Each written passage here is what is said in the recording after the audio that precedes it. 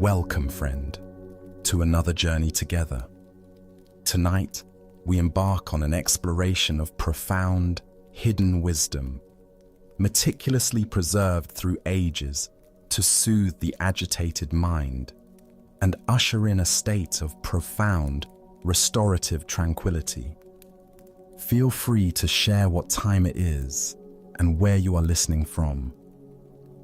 I'm going to share a curated collection of ancient parables and timeless Buddhist tales designed to unlock the deepest chambers of mental serenity and emotional liberation. Each narrative holds a potent, transformative teaching capable of recalibrating your entire inner landscape, dissolving the clutches of anxiety, incessant worry, and the endless pursuit of external validation. These are not mere stories for slumber. They are deeply embedded insights passed down by those who understood a fundamental truth many have forgotten. That true contentment arises not from altering our surroundings, but from transforming our perception of them. As the Persian poet Rumi once observed, "The quieter you become, the more you can hear." Over the course of our journey, you'll uncover precisely how these age-old truths can reshape your experience of life. As we journey through these remarkable tales, you'll notice a powerful shift begin to unfold. The tight grip of everyday concerns will naturally soften. The constant hum of your thoughts will gradually diminish. You'll find yourself effortlessly drifting into a realm of deep comprehension and abiding peace. So settle in profoundly now. Let your body surrender to whatever supports you. Take one deliberate breath with me, and as you exhale, know that you are about to receive insights that have been waiting for your awakening since time immemorial. Our first tale reveals the profound mystery of identity itself. This is the monk who forgot his name. Master Dogen was walking along a mountain path when he encountered a weathered monk sitting beneath an ancient pine tree. The stranger's robes were patched and faded from years of travel, and his eyes held the peaceful depth that comes only from long practice.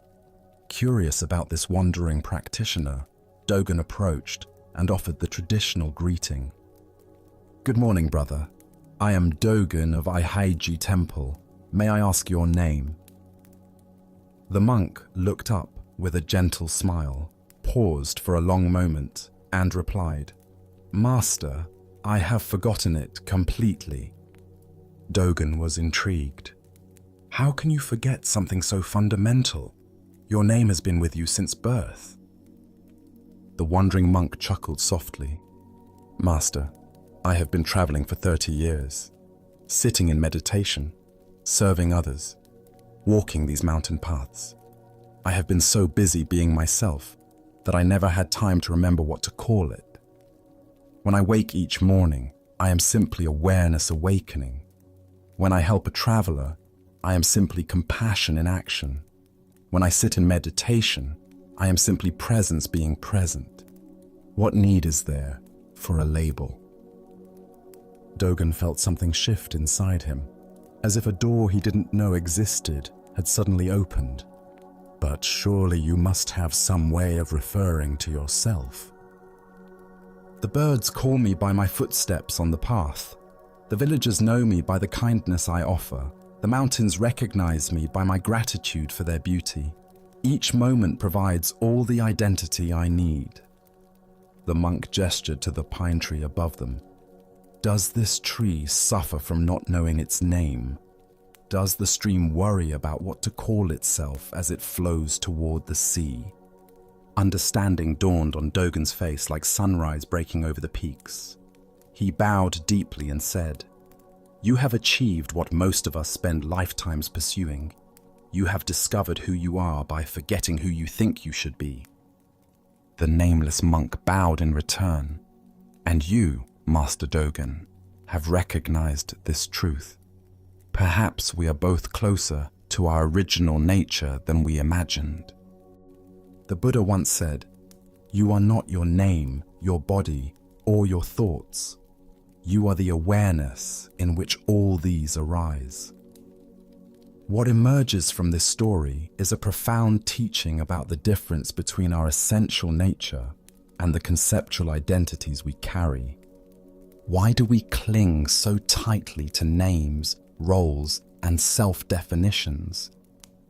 Zen Buddhism explains that the ego mind constantly seeks to solidify itself through labels and categories. We become attached to being a teacher, a parent, a successful person, a spiritual seeker. These identities provide a sense of security and continuity, but they also create a prison of limitations. Consider how much mental energy you spend maintaining your various identities. The professional persona you present at work, the family role you play at home, the social image you project with friends. Each requires constant reinforcement and protection. You might notice anxiety arising when these identities are threatened or challenged. This is the ego's fear of dissolution, its terror of discovering what lies beneath the accumulated layers of self-concept. The nameless monk represents what Zen calls original face. The authentic self that exists before the mind creates stories about who we are. This is not a blank emptiness, but rather a dynamic, responsive awareness that naturally expresses compassion, wisdom, and spontaneous appropriate action without needing to reference a fixed identity.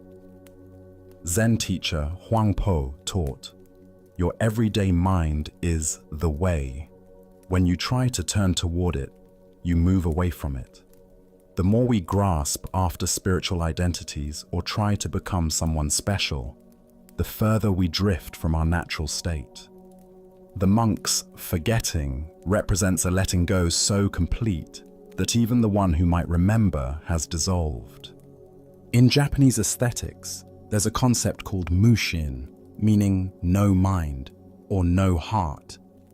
This doesn't indicate absence, but rather a state of such complete presence that the mediating self-consciousness disappears.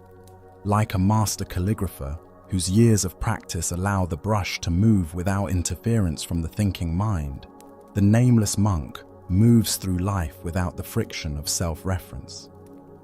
Modern neuroscience confirms what Zen has long taught.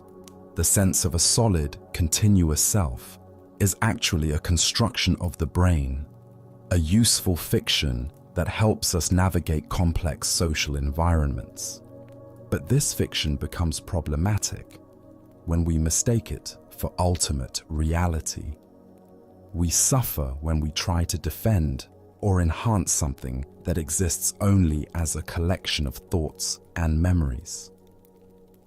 The Buddha said, "In the end, just three things matter: how well we have lived, how well we have loved, how well we have learned to let go." Notice that none of these require a fixed identity. Living fully, loving deeply, and letting go completely are all expressions of our essential nature rather than achievements of a particular someone. Tonight, as you rest in the quiet darkness, can you sense the awareness that observes your thoughts without being defined by them? Can you feel the life force moving through your body without needing to claim ownership of it? What would it be like to experience yourself as pure presence, temporarily borrowed by consciousness for the sake of this precious human experience? As the Buddha taught, when you realize there is nothing lacking, the whole world belongs to you. In forgetting our names, we remember our true nature. In releasing our grip on identity, we discover the freedom that was always already here. Let us now turn to a tale that reveals the impermanent nature of all precious things. This is the Tea Master's empty cup. Master Yamamoto was renowned throughout the region for his exquisite tea ceremonies. His every movement embodied decades of practice, and his collection of tea implements was legendary. Among his most treasured possessions was an ancient porcelain cup, delicate as an eggshell and painted with cherry blossoms that seemed to dance in the light. This cup had been passed down through 15 generations of tea masters, each one adding to its story and reverence. One autumn morning, Yamamoto traveled to visit Zen master Bankei, carrying his precious cup carefully wrapped in silk. He had heard of Bankei's wisdom and hoped to share tea with him, perhaps even receiving some profound teaching about the way of tea. Bankei welcomed him warmly into his simple hut. "Please, let us share tea together," Yamamoto said, unwrapping his treasured cup with ceremonial care. "This cup has served tea masters for 400 years. Each sip connects us to the lineage of those who came before." As he spoke, Yamamoto lifted the cup to show its delicate beauty. But in that moment, whether from nervousness or simply the way of all things, the cup slipped from his fingers. Time seemed to slow as it fell through the air, then shattered against the stone floor with a sound like a small bell breaking. Yamamoto gasped and immediately dropped to his knees, tears streaming down his face. "Master Bankei, I am so sorry. This cup survived wars, earthquakes, and centuries of careful handling only to be destroyed in my carelessness. 400 years of history lost in a single moment." Bankei calmly bent down and picked up one of the larger shards, examining it with gentle curiosity. He turned it slowly in his weathered hands, feeling its texture and weight. "Tell me, my friend," he said quietly, "what is the age of this piece of clay?" Yamamoto looked up through his tears, confused by the question. "Master, this clay," Bankei continued, "before it was shaped into a cup, before it was fired in a kiln, before it was painted with cherry blossoms, how old was it then?" Yamamoto stared at the fragment in Bankei's palm. Slowly, understanding began to dawn. The clay existed long before any potter touched it. It came from the earth itself. "And how old is the earth?" Bankei asked gently. "Countless eons. And when this cup returns to dust, as all things must, how old will that dust be?" Yamamoto's tears stopped flowing. A strange lightness began to fill his chest. "Master, clay has no age. It simply returns to clay. The elements that form this cup will become countless other things. Mountains, rivers, flowers, other cups." Bankei smiled and set the shard gently on the ground. "Now you understand the true nature of inheritance. What we pass down is not the temporary form, but our appreciation for the eternal transformation. Your 400 years of tea ceremony continue in you, not in any object." Yamamoto began to laugh, first softly, then with growing joy. "I was so attached to preserving the past that I forgot to be present for this moment. The cup served its final purpose perfectly, teaching me about impermanence." "Indeed," said Bankei. "And now shall we have tea? I believe I have some simple pottery that would be honored to serve." Buddha's wisdom reminds us, all conditioned things are impermanent. When you see this, you are above sorrow.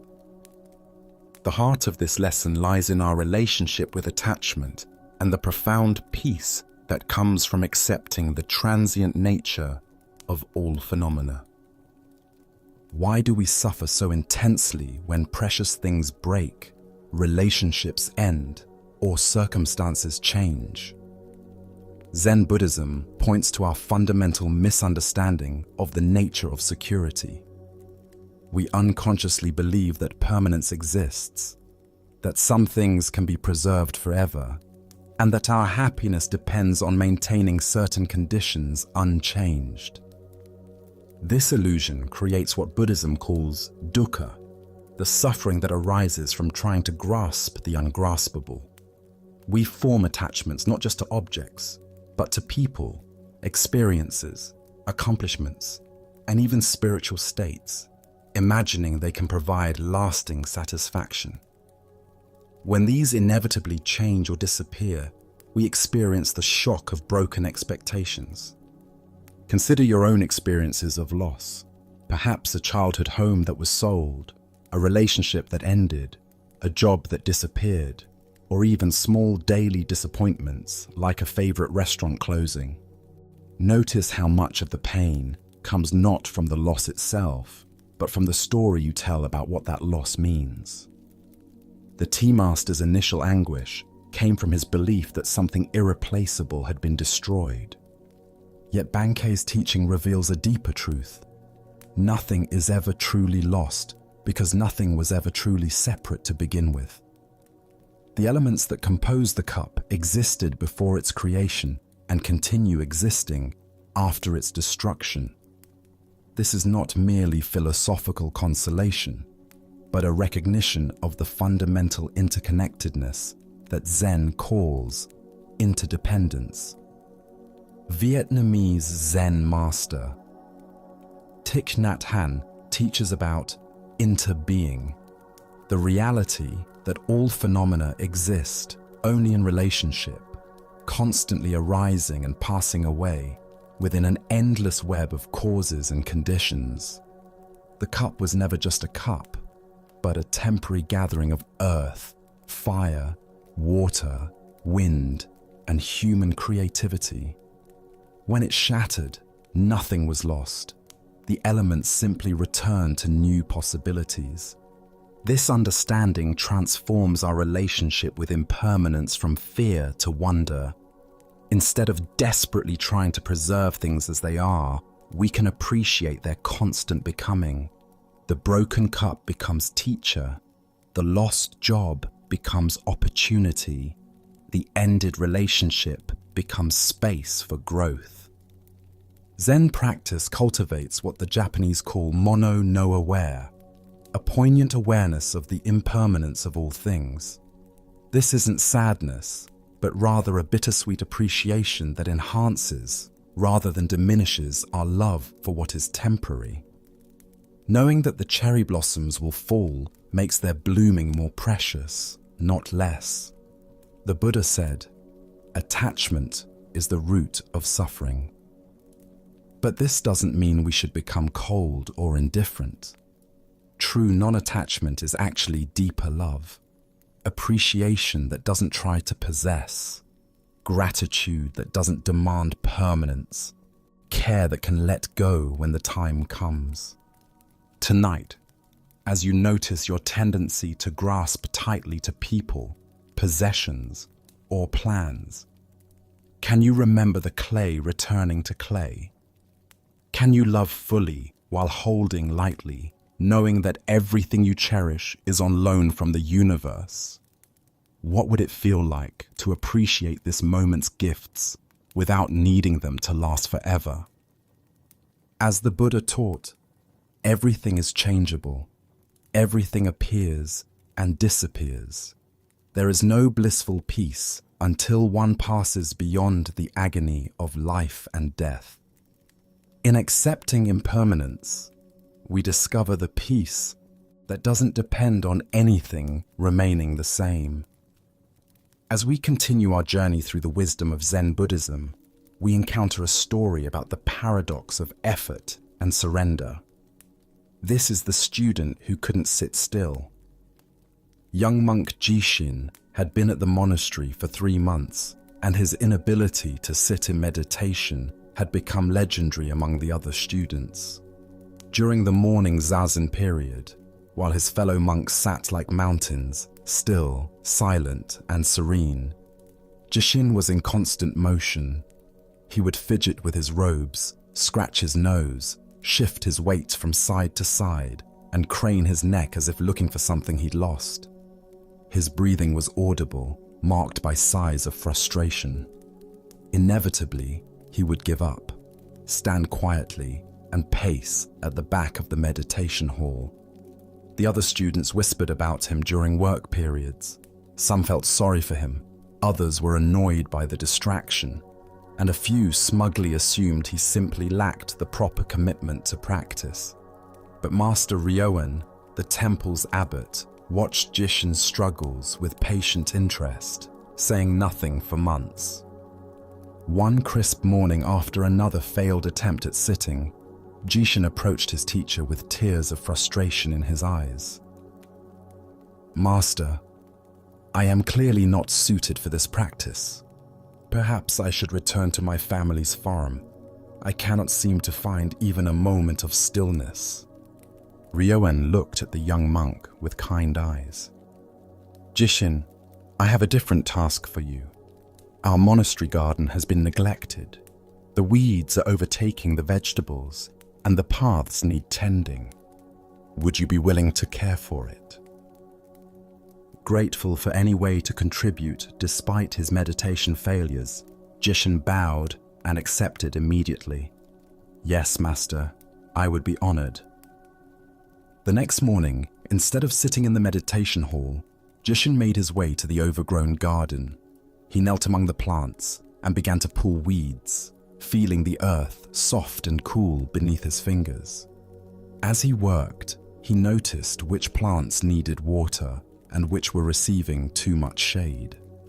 When rain fell, he took shelter under the tool shed and listened to the rhythm of drops on the roof. When the sun was strong, he worked in harmony with its heat, taking breaks in natural rhythm with his body's needs. Weeks passed. Jishin found himself rising before dawn, eager to greet the garden in the quiet morning light. He learned to read the subtle signs of plant health, the way leaves curled when thirsty, how certain vegetables preferred morning attention while others thrived with evening care. His movements became economical and graceful as he worked with, rather than against, the natural cycles of growth and decay. One day, while harvesting tomatoes, Jishin realized he had been kneeling motionless for over an hour, completely absorbed in carefully selecting the perfectly ripe fruit. His mind had been quiet, focused, present. When he stood up, his body felt loose and natural, free from the tension that had always plagued his sitting practice. That evening, drawn by something he couldn't name, Jishin quietly entered the meditation hall and took his seat among the other monks. To his amazement, his body settled immediately into stillness. His breath became deep and natural. His mind, accustomed now to the focused attention that gardening required, rested easily in the present moment. For the first time since arriving at the monastery, he sat through the entire period without moving. After the sitting, another student approached Master Ryoan with curiosity. "Respected teacher, how did gardening teach Jishin to meditate? I don't understand the connection." Ryoan smiled and touched the soil still visible under his own fingernails. "I never taught him to meditate. I taught him to stop fighting with himself. In the garden, he learned to work with conditions as they are, rather than demanding they be different. He discovered the natural rhythm of effort and rest, attention and ease. These are the same qualities that make sitting practice possible." The student pressed further. "But Master, why couldn't he learn this directly through Zazen instruction?" "Because," Ryoan replied, "Jishin's particular mind needed to understand surrender through action before it could surrender through stillness. The garden taught him that true effort flows with natural conditions rather than forcing against them. Some students learn peace through sitting still. Others must learn stillness through peaceful action." As the Buddha observed, just as the great ocean has one taste, the taste of salt, so also this teaching has one taste, the taste of liberation. This tale unveils the truth that authentic spiritual practice cannot be forced through willpower alone, but must emerge from a deeper understanding of how to work harmoniously with our own nature. Why do we struggle so often when we try to impose spiritual discipline on ourselves? Zen Buddhism reveals that much of our suffering in practice comes from what it calls gaining mind, the ego's attempt to achieve enlightenment through force and acquisition. We approach meditation like a military campaign, trying to conquer our thoughts and subdue our restless energy through sheer determination. This approach inevitably creates internal warfare. Part of us wants to be still and peaceful, while another part resists control and rebels against imposed discipline. The more forcefully we try to suppress our natural energy, the more turbulent it becomes. We end up fighting ourselves, creating exactly the kind of internal tension that makes meditation impossible. Look deeply at your own relationship with spiritual practice. Do you notice the subtle violence of demanding that your mind behave differently than it does? The frustration when your meditation doesn't match your expectations? The self-judgment when you feel distracted or agitated? Each of these represents a form of fighting with yourself rather than learning to work skillfully with your actual conditions. Jishin's transformation came through what Zen calls right effort, not the strain of forced concentration, but the natural focus that arises when we align with rather than resist our circumstances. In the garden, he discovered how to be fully present through purposeful activity. His attention was naturally drawn to the immediate needs of the plants, the texture of soil, the rhythm of seasons. This wasn't forced mindfulness, but organic engagement with life as it presented itself. Zen master Suzuki Roshi taught, "Each of you is perfect the way you are, and you can use a little improvement." This paradox captures the essence of Jishin's journey. He didn't need to become someone different to practice successfully. He needed to discover how his particular temperament could express itself authentically within the structure of practice. The garden became Jishin's meditation hall because it provided what his restless energy required: purposeful movement, tangible results, and connection with natural cycles. Rather than trying to eliminate his kinetic nature, Master Ryoen helped him channel it toward awakening. The same energy that made sitting meditation difficult became the very quality that made him an exceptional gardener and, eventually, a skilled meditator. This points to a crucial understanding in Zen practice. There are as many ways to cultivate presence as there are human temperaments. Some people naturally incline towards seated meditation, others toward walking practice, chanting, service work, or mindful labor. The key is not finding the right practice, but discovering how your unique constitution can most authentically express the universal principles of awareness, compassion, and wisdom.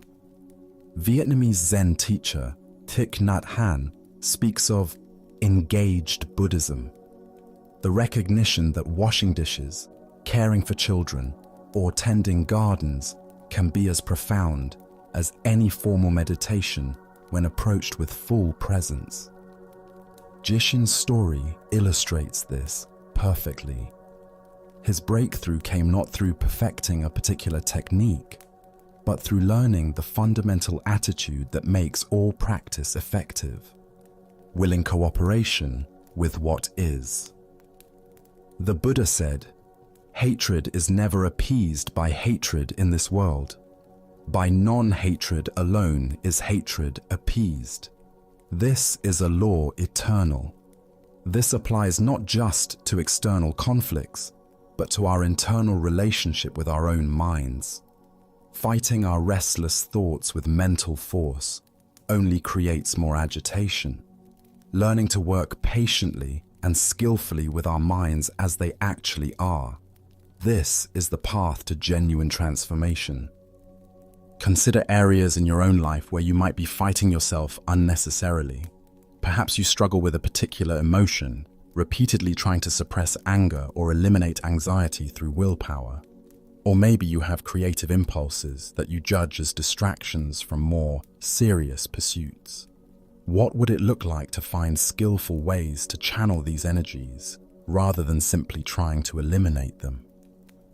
Zen practice ultimately teaches us that enlightenment is not about becoming someone different, but about fully becoming who we already are beneath our conditioning and resistance. Jishin's restless energy was never the problem. His inability to find an appropriate expression for it was what created suffering. Tonight, as you notice areas where you're fighting with your own nature, can you sense possibilities for channeling that energy more skillfully? Perhaps your analytical mind, instead of being a meditation obstacle, could find expression through studying Dharma texts. Maybe your emotional sensitivity, rather than being a vulnerability, could become a pathway to deeper compassion. What aspects of yourself are you trying to eliminate that might instead need better expression? As the Buddha taught, you yourself, as much as anybody in the entire universe, deserve your love and affection.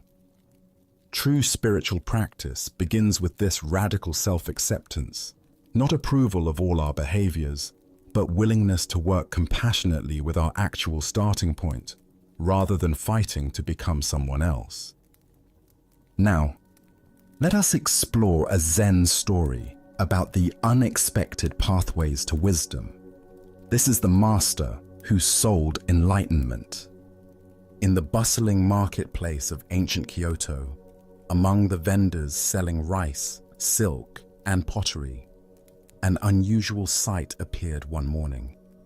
A well-dressed man had set up a small stall with an elaborate banner that read, "Enlightenment for sale, 1 gold coin only, achieve instant liberation."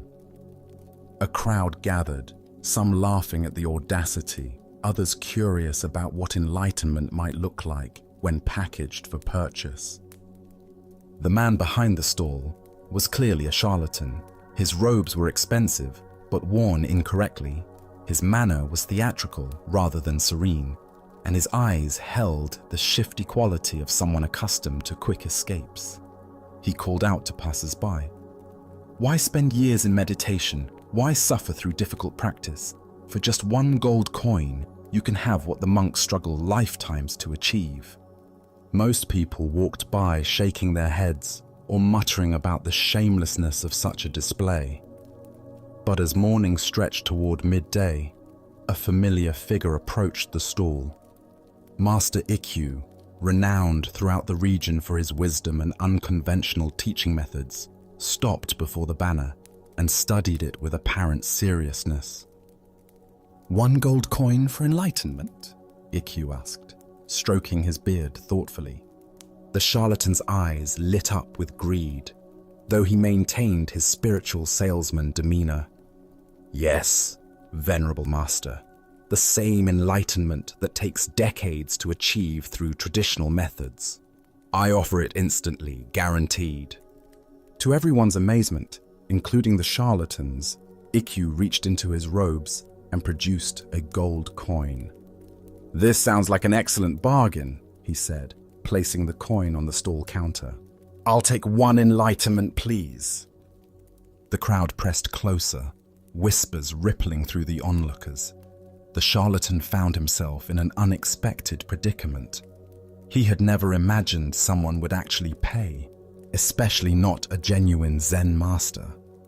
Panicking slightly, he fumbled through his belongings, looking for something, anything, to give in exchange for the coin. Finally, his hands closed around a small mirror he used for grooming. Desperate to complete the transaction, He handed it to Ikkyu with great ceremony. "Here is your enlightenment, master. Look deeply, and all will be revealed." Ikkyu accepted the mirror with apparent reverence and gazed into its surface. For a long moment, he studied his own reflection, his weathered face, his knowing eyes, his slightly amused expression. Then, to everyone's surprise, he burst into delighted laughter. "Excellent," he declared, raising the mirror toward the sky. "Worth every coin. This is indeed the most direct teaching I've encountered in years." The crowd murmured in confusion. The charlatan, emboldened by what seemed like validation from a respected teacher, puffed up with pride. "Master, I am gratified that you recognize the profound enlightenment I've provided. Tell us, what great wisdom did you discover?" Ikkyu's laughter grew even more joyous. "I discovered that a fool and his money are soon parted, and I am that fool." He laughed again, tears streaming down his cheeks. "For 1 gold coin, this man has shown me my own face and reminded me that enlightenment cannot be bought, sold, or possessed. The greatest teaching often comes from the most unexpected teachers." The crowd began to chuckle as understanding dawned. Ikkyu bowed deeply to the charlatan. "Thank you, friend, for this perfect demonstration of wisdom appearing through folly." He set the mirror gently on the counter and walked away, still chuckling. The charlatan stood stunned, holding the gold coin and staring at the mirror. Something had shifted inside him during this exchange. Watching a genuine master find wisdom in what he knew was a deception had cracked something open in his heart. For the first time in years, he felt ashamed, not just of being caught, but of the emptiness that had driven him to such deception in the first place.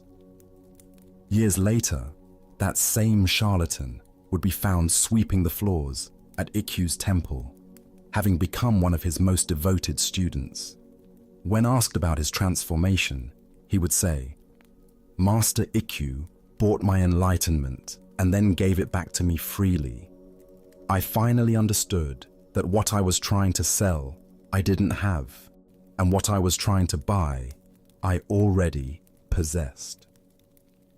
Buddha spoke of this when he said, "3 things cannot be long hidden: the sun, the moon, and the truth." Here we discover the profound teaching that wisdom often appears through the most unlikely circumstances, and that genuine understanding cannot be commodified or transferred, but only recognized within ourselves. Why are we so susceptible to the idea that enlightenment can be acquired from external sources? Zen Buddhism points to our deep conditioning toward transactional thinking, the belief that spiritual realization works like commerce, where we can exchange effort, money, or devotion for guaranteed results.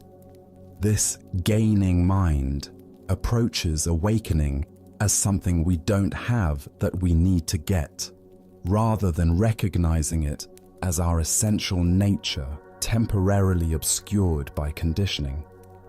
Notice how often we fall into this trap in subtler ways. We might shop for the perfect meditation technique, the right spiritual book, or the most enlightened teacher, imagining that the correct external formula will deliver the inner transformation we seek. While tools and guidance can certainly support our practice, the fundamental shift always happens within our own recognition. The charlatan's mirror accidentally provided what countless expensive workshops and elaborate practices often miss: direct confrontation with what is already here. Ikkyu's reflection showed him nothing he didn't already possess, yet in that moment of seeing clearly, the very ordinariness became extraordinary. This is what Zen calls original face, not some special spiritual state, but our natural awareness before it gets decorated with concepts and seeking. the deeper teaching emerges through Ikkyu's response to being fooled. Rather than anger or embarrassment, he found genuine delight in recognizing his own gullibility. This demonstrates what Zen teacher Suzuki Roshi called "don't know mind," the willingness to be surprised, to learn from unexpected sources, and to find wisdom even in our mistakes. Consider your own relationship with spiritual seeking. How much energy do you spend looking for the right method, teacher, or experience to provide what you imagine you're missing? Can you sense the difference between skillful learning and desperate acquisition? Ikkyu's story suggests that wisdom often comes not through getting what we think we want, but through clearly seeing the futility of trying to possess what is already our birthright. Zen master Linji taught, "If you meet the Buddha on the road, kill him." This shocking statement points to the same truth Ikkyu discovered. Enlightenment cannot be received from outside ourselves, not even from the most perfect teacher or teaching. Any spiritual authority that claims to possess what we lack is ultimately pointing us away from our own innate wisdom. The charlatan's eventual transformation reveals another layer of the teaching. His years of pretending to sell enlightenment had actually prepared him to recognize it when it was freely offered. His intimate familiarity with spiritual concepts, even used deceptively, became the very foundation for authentic understanding once his heart opened to genuine practice. The Buddha said, "By three things the wise person may be known: what acts they encourage, what acts they discourage, and what acts they overlook." Ikkyu's wisdom lay not in avoiding the charlatan's deception, but in finding truth within it. He encouraged the man's offering by paying for it, discouraged attachment to outcomes by laughing at his own foolishness, and overlooked the intended fraud by recognizing the unintended teaching. Tonight, as you reflect on your own spiritual journey, can you appreciate the unexpected teachers that have appeared along the way? Perhaps someone you initially judged or dismissed offered you insights that more obvious sources missed.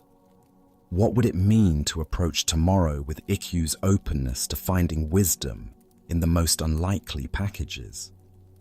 As the Buddha taught, when you realize how perfect everything is, you will tilt your head back and laugh at the sky.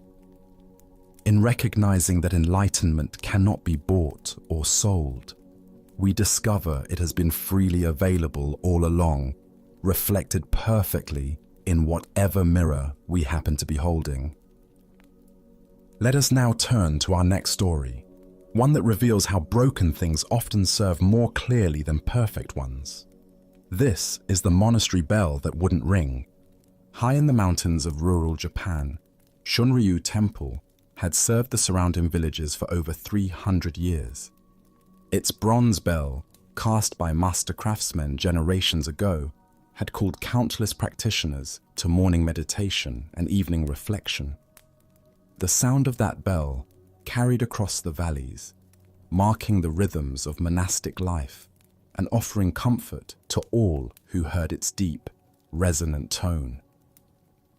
But one winter morning, after a particularly harsh storm, the bell developed a crack. When struck, instead of producing its traditional rich, penetrating sound, it made only a dull thud, audible within the temple grounds, but lacking the carrying power to reach the surrounding communities. The monks were dismayed. How could they properly call people to practice without their bell's voice reaching across the mountain valleys? Master Sengai, the temple's elderly abbot, examined the crack and estimated the cost of repair. It would require taking the bell to the distant city, an expensive undertaking that would drain the temple's modest funds. The monks began organizing to raise money for the restoration. eager to return their daily practice to its full dignity.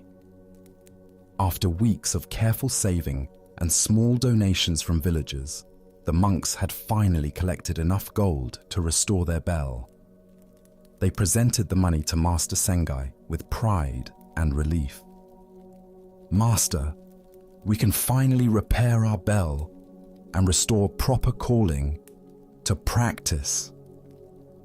But the next day, a family of refugees appeared at the temple gates. Parents with 3 small children, traveling to escape famine in their home province. They were thin, exhausted, and had been walking for weeks. Master Sengai immediately welcomed them, and that evening he used the bell restoration fund to buy food, warm clothing, and supplies for their continued journey. The monks watched in frustration as their carefully gathered money disappeared, but said nothing out of respect for their teacher. They began collecting funds again, working extra hours, copying sutras for sale, and accepting additional manual labor in nearby villages. 2 months later, they had again accumulated enough for the bell repair. But that very week, an elderly wandering monk arrived at the temple, ill with fever and needing medical attention. Once again, Master Sengai spent the bell fund, this time on medicine and care for the sick traveler. When this happened a third time, the money going to help a village family whose house had burned down, the monks finally confronted their teacher. "Master Sengai," the head monk said respectfully but firmly, "how can we fulfill our duty to call people to practice without a proper bell? The crack makes it useless for reaching anyone beyond our walls. Our practice feels incomplete without the traditional calling." Master Sengai listened thoughtfully to their concerns. That evening, he struck the cracked bell at the usual time for evening meditation. Though it produced only its muffled thud, something remarkable happened. Instead of the usual handful of villagers who occasionally joined their practice, dozens of people appeared on the mountain path, climbing toward the temple in the gathering dusk. Word had spread throughout the region about the temple, where no traveler went hungry, where the sick received care, and where the monks' bell fund somehow always found its way to those in greatest need. People came not because they heard a bronze bell calling across the valleys, but because they had heard something far more compelling, the sound of compassion in action. As the crowd settled into the meditation hall, far more people than had ever responded to the perfect bell, Master Sengai smiled at his students. "You see," he said gently, "sometimes a broken bell calls more clearly than a perfect one. Our cracked bell cannot reach distant ears, but our open hearts have reached distant hearts. Which call do you think the Buddha would prefer?" The head monk bowed deeply. "Master, I understand now. We were so focused on the form of calling that we missed the essence of what calls people to Dharma. The bell's voice was beautiful, but our actions have become an even clearer invitation." "Yes," Sengai replied. "A perfect bell announces meditation time. A broken bell that feeds the hungry announces the Dharma itself." The cracked bell was never repaired and still hangs in Shunryu Temple today. Visitors often comment on its unusual, dull tone, and the monks smile as they tell the story of how brokenness became the temple's greatest teaching. Ancient Buddhist wisdom tells us, when you can do nothing, what can you do? The story points us toward understanding that our perceived limitations often become doorways to more authentic expression of our deepest values. Why do we assume that broken things must be fixed before they can serve their purpose? Zen Buddhism reveals our unconscious attachment to perfectionism. the belief that only flawless conditions can produce genuine spiritual benefit.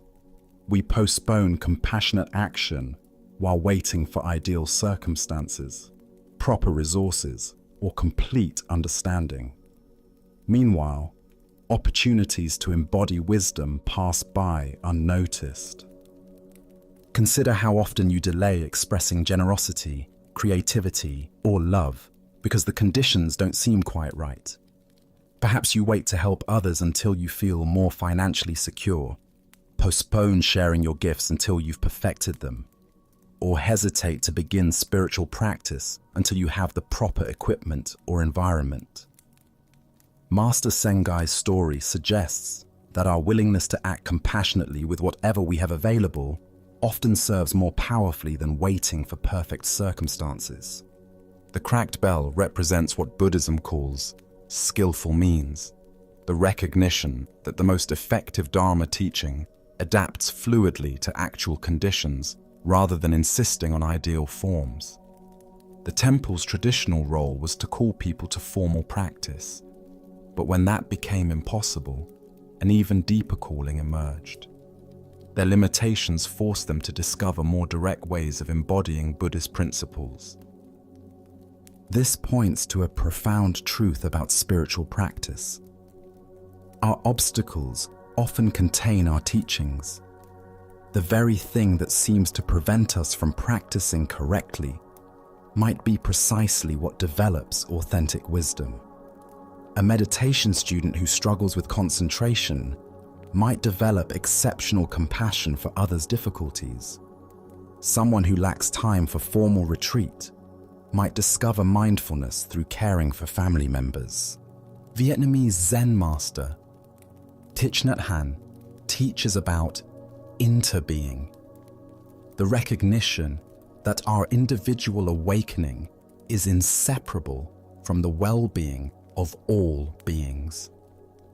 Master Sengai understood this deeply. Repairing the bell would have served the monk's sense of proper practice, but using that same energy to relieve suffering served the Buddha's deeper intention. Notice how the broken bell actually improved the temple's function. Instead of a few villagers occasionally joining practice when they happened to hear the bell's call, dozens of people were drawn by something far more compelling, the lived example of Buddhist compassion. The temple's reputation for meeting human need with open-hearted generosity became a dharma teaching that reached far beyond the range of any bronze bell. This illustrates what Zen calls the sound of one hand clapping, the paradox that sometimes our greatest effectiveness comes through embracing apparent limitation rather than fighting it. The monks initially saw only what they had lost, their traditional calling capacity. But Master Sengai recognized what they had gained, an opportunity to demonstrate that Dharma is not about perfect forms, but about perfect responsiveness to actual conditions. The Buddha said, "Generosity brings happiness at every stage of its expression. We experience joy in forming the intention to be generous. We experience joy in the actual act of giving something, and we experience joy in remembering the fact that we have given." Master Sengai's repeated choice to prioritize immediate compassion over temple restoration embodied this teaching completely. Consider the cracked bells in your own life, the areas where things don't work as you think they should. Perhaps physical limitations that force you to find new ways of contributing, financial constraints that teach you to discover richness in simplicity, relationship challenges that develop your capacity for patience and understanding, career setbacks that redirect you toward more meaningful work. What if these apparent obstacles are actually invitations to discover more authentic expressions of your deepest values? The story also reveals something profound about community and influence. The temple's impact on the surrounding region multiplied exponentially once they began prioritizing service over symbolism. People were attracted not to perfected spiritual displays, but to genuine embodiment of spiritual principles.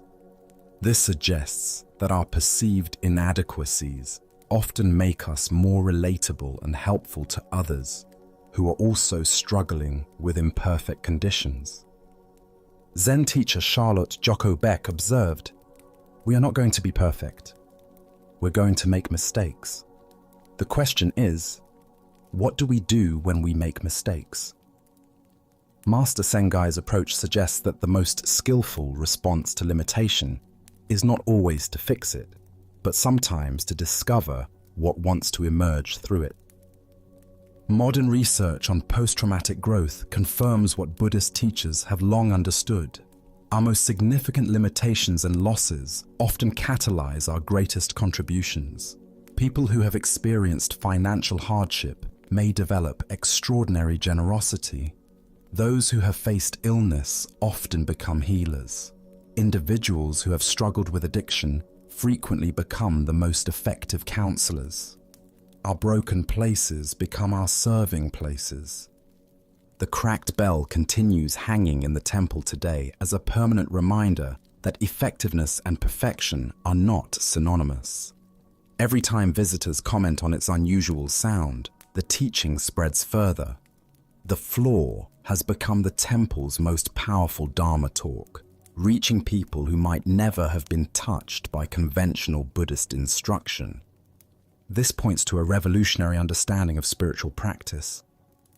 Our genuine service to others often matters more than our personal attainment of special states or experiences. The monks thought they needed a perfect bell to fulfill their spiritual duty, but they discovered that feeding hungry travelers and caring for sick wanderers was actually a more direct expression of Buddha's teachings than any ritualized calling to formal practice. Tonight, as you consider the areas of your life that feel broken, incomplete, or inadequate, can you sense possibilities for service that exist precisely because of these limitations? Perhaps your financial constraints allow you to understand and help others who are struggling economically. Maybe your emotional sensitivity, which sometimes feels overwhelming, enables you to offer comfort to those who are suffering. What if your greatest vulnerabilities are actually your most profound qualifications for helping others?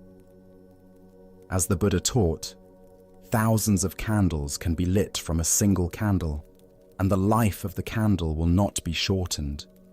Happiness never decreases by being shared. Master Sengai understood that the temple's broken bell could light thousands of candles of compassion, creating a calling that reached far deeper than any perfect bronze voice ever could. In accepting our cracks and limitations, we often discover that brokenness itself can become a form of beautiful music, not despite its imperfection, but because of the authentic humanity it reveals. Sometimes the most powerful Dharma emerges not from polished presentations, but from our willingness to serve wholeheartedly with whatever we actually have available. Let us now explore a story about the invisible burdens we carry through life. This is the tale of the empty backpack. In a serene monastery garden, where morning dew glistened on carefully tended paths, a young seeker approached his teacher with a question weighing heavily on his heart. His eyes reflected both determination and confusion as he bowed respectfully. "Master," he said, "I wish to understand my path on earth better. Why do I seem to carry my past and relive it again and again? Why can't I get past my past?" The master studied the young man with compassionate eyes, then gestured toward an intricate maze of translucent silk panels shimmering in the garden's filtered sunlight. "Go forward into the maze," he said, reaching for a leather backpack. "But carry this as you walk. It will help you stay focused. Be careful though, as it is quite heavy." The young man accepted the backpack, initially surprised by how easily the master handed it over. But the moment it settled into his grasp, he gasped. The weight was extraordinary, forcing him to bend forward as he struggled toward the maze. Inside the silken labyrinth, he immediately encountered solid walls. Through the translucent material, he could see other seekers navigating their paths like distant ghosts. No matter which direction he turned, every path seemed blocked. Exhausted, he sat down to think. Others are clearly ahead of me, he thought. Should I cheat and crawl under the silk? After wrestling with these thoughts, he chose integrity. As he stood with renewed resolve, an opening magically appeared. Progress felt rewarding until he faced another wall. This time, good intentions yielded no results. The backpack's weight became unbearable, cutting into his shoulders. What could be so heavy yet feel so soft? Overcome with curiosity, he removed the pack and peered inside. It was completely empty. Yet when he lifted it again, the weight remained undeniable. As he placed it back on his shoulders, a voice whispered clearly, "Look inside of you, young man, for the weight lies there." Suddenly, memories flooded his consciousness. His childhood tormentors, accumulated hurts, and resentments carried for years. As he relived each painful experience, the backpack grew heavier. Then understanding dawned. I am the weight. I carry the burden of that which troubles me. With this insight, he began the work of forgiveness. I forgive you, wherever you are, he found himself saying. Immediately, the pack lightened and new pathways opened. As sunlight warmed his face, and he remembered moments of love, the weight continued diminishing until the backpack felt weightless. Finally, surrounded by solid silk walls, he sat in meditation. I am the light and the way. I recognize that I was the impediment, not anyone else. At these words, his feet began rising from the earth. He floated above the maze, seeing how others remained trapped by darkness in their own packs. With a thought, he found himself beside his teacher outside the labyrinth. Master, he said, his face radiant, I discovered that my darkness caused my weight, and my lightness freed me to fly. The master smiled knowingly. What do you feel, young one? Do you feel freed? Without waiting for an answer, he walked away. Buddha's wisdom reminds us, holding on to anger is like grasping a hot coal with the intent of throwing it at someone else. You are the one who gets burned. This ancient teaching illuminates the profound truth revealed in the empty backpack story. We are the creators of our own burdens. What emerges from this tale is recognition that our past does not imprison us. Our relationship to our past does. The young seeker discovered that suffering came not from what others had done, but from his unwillingness to release those experiences. The empty backpack represents the invisible weight of unprocessed emotions and unhealed wounds we carry through life. Why do we cling so tenaciously to our pain? First is our identification with wounds. We derive identity from grievances, thinking, I am someone who was wronged, rather than, I experienced wronging, but am not defined by it. Second is our addiction to the familiar. Even painful emotions become comfortable because they're known. Third is our misunderstanding of forgiveness, believing it means condoning harmful behavior, rather than freeing ourselves from resentment's prison. Consider how this plays out daily. The colleague who received credit for your idea still triggers anger. The parent who criticized you decades ago still influences your self-talk. Each is an invisible item in your backpack, weighing you down. Zen teacher Jack Kornfield taught, forgiveness is giving up all hope of having had a different past. We cannot change what happened, but we can change our relationship to what happened.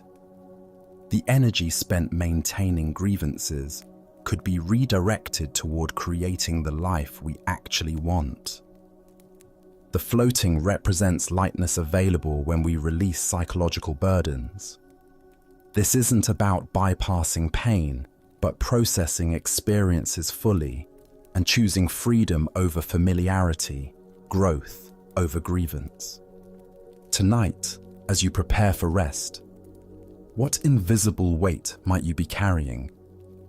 Perhaps it's time to examine what you've been holding on to and ask, does this serve my highest good, or is it time to set it down? As the Buddha taught, you yourself, as much as anybody in the entire universe, deserve your love and affection. The path to freedom begins with radical self-forgiveness and willingness to travel light through life's inevitable challenges. Now let us explore a story about the power of belief and the destiny we create through faith itself. This is the tale of the general and the coin that revealed truth. A Japanese general faced an impossible situation. His army was greatly outnumbered by enemy forces. The terrain favored his opponents, and by every conventional measure of military strategy, the coming battle should result in devastating defeat. Yet something deep within him remained convinced that victory was possible. Perhaps it was intuition, perhaps it was desperate hope, but he felt certain that his cause was just, and his troops, though fewer in number, possessed a fighting spirit that could overcome the odds. The problem was his soldiers. They could count as well as he could, and they had eyes to see the massive force arrayed against them. Fear rippled through their ranks like a contagion. Doubt clouded their faces. Whispered conversations filled with pessimism spread through the camp, and the general could sense that their morale was crumbling before the battle had even begun. He knew that an army convinced of its own defeat would indeed be defeated, regardless of any other factors. Technical skill, superior weapons, even numerical advantage means nothing when soldiers have already surrendered in their hearts. But an army that truly believed in its victory could accomplish seemingly impossible things through the sheer force of that conviction. On the morning of the battle, as they marched toward their destiny, the general led his troops to a small religious shrine that stood beside the road. This was a place where countless warriors had stopped over the centuries to pray before facing uncertain fate. The general gathered his men around him and led them in earnest prayer, asking for divine blessing and protection in the coming fight. When the prayers were finished, the general reached into his pocket and withdrew a simple coin. He held it high so that every soldier could see it clearly. "My brothers," he called out, his voice carrying across the assembled ranks, "we have prayed, and now we will let heaven itself reveal our destiny. I will toss this coin into the air. If it lands heads, we are fated to win this battle. If it lands tails, we are destined to lose. Let us discover what the gods have decided for us." The soldiers pressed closer, their breathing shallow with anticipation. Everything seemed to depend on this single moment, this one flip of metals spinning through the morning air. The general tossed the coin high, and every eye followed its arc as it rose, hung suspended for an instant against the sky, then fell back, down to earth. The coin landed and lay still in the dust. It was heads. A cheer erupted from the troops that could probably be heard for miles. Soldiers who had been grim and fearful moments before now laughed with joy and embraced each other with renewed confidence. The gods had spoken. Victory was assured. Their cause was blessed by heaven itself. Filled with this divine confidence, the soldiers attacked their enemies with such fierce determination and coordinated power that they achieved exactly what the coin had predicted. Against all odds, they won a decisive victory, routing forces much larger than their own and securing a triumph that would be remembered for generations. After the battle, as the general walked among his celebrating troops, his lieutenant approached him with wonder in his eyes. "General," the lieutenant said, "what an incredible thing. The coin revealed our true destiny, just as you said it would. Surely no human power can change what heaven has decreed." "You are absolutely right," the general replied with a knowing smile. He reached into his pocket and withdrew the coin, holding it so his lieutenant could examine it closely. "No one can change destiny." The lieutenant looked at the coin and gasped. Both sides showed heads. The Buddha once said, "All that we are is the result of what we have thought. The mind is everything. What we think, we become." Here we discover the profound truth that destiny is not something that happens to us, but something we create through the power of our own beliefs and expectations. Why do we so readily assume that fate is beyond our influence, when our own minds play such a crucial role in shaping what unfolds? Zen Buddhism teaches that while we cannot control all external circumstances, we have tremendous power over the internal conditions that determine how we respond to whatever arises. The general understood something profound about human psychology and the nature of reality itself. He knew that his soldiers' belief in victory was more important than their numerical disadvantage. He recognized that confidence, determination, and fighting spirit could overcome superior numbers when those qualities were genuinely present. But here's the deeper teaching. The general didn't simply manipulate his troops through deception. He created the conditions that allowed their natural courage and strength to emerge. The soldiers possessed the ability to fight brilliantly all along. They simply needed to believe in themselves and their cause.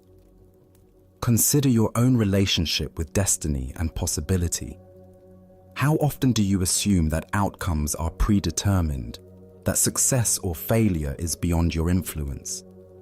The general's two-headed coin represents the power we all possess to tip the scales in favor of positive outcomes through the quality of our engagement with life.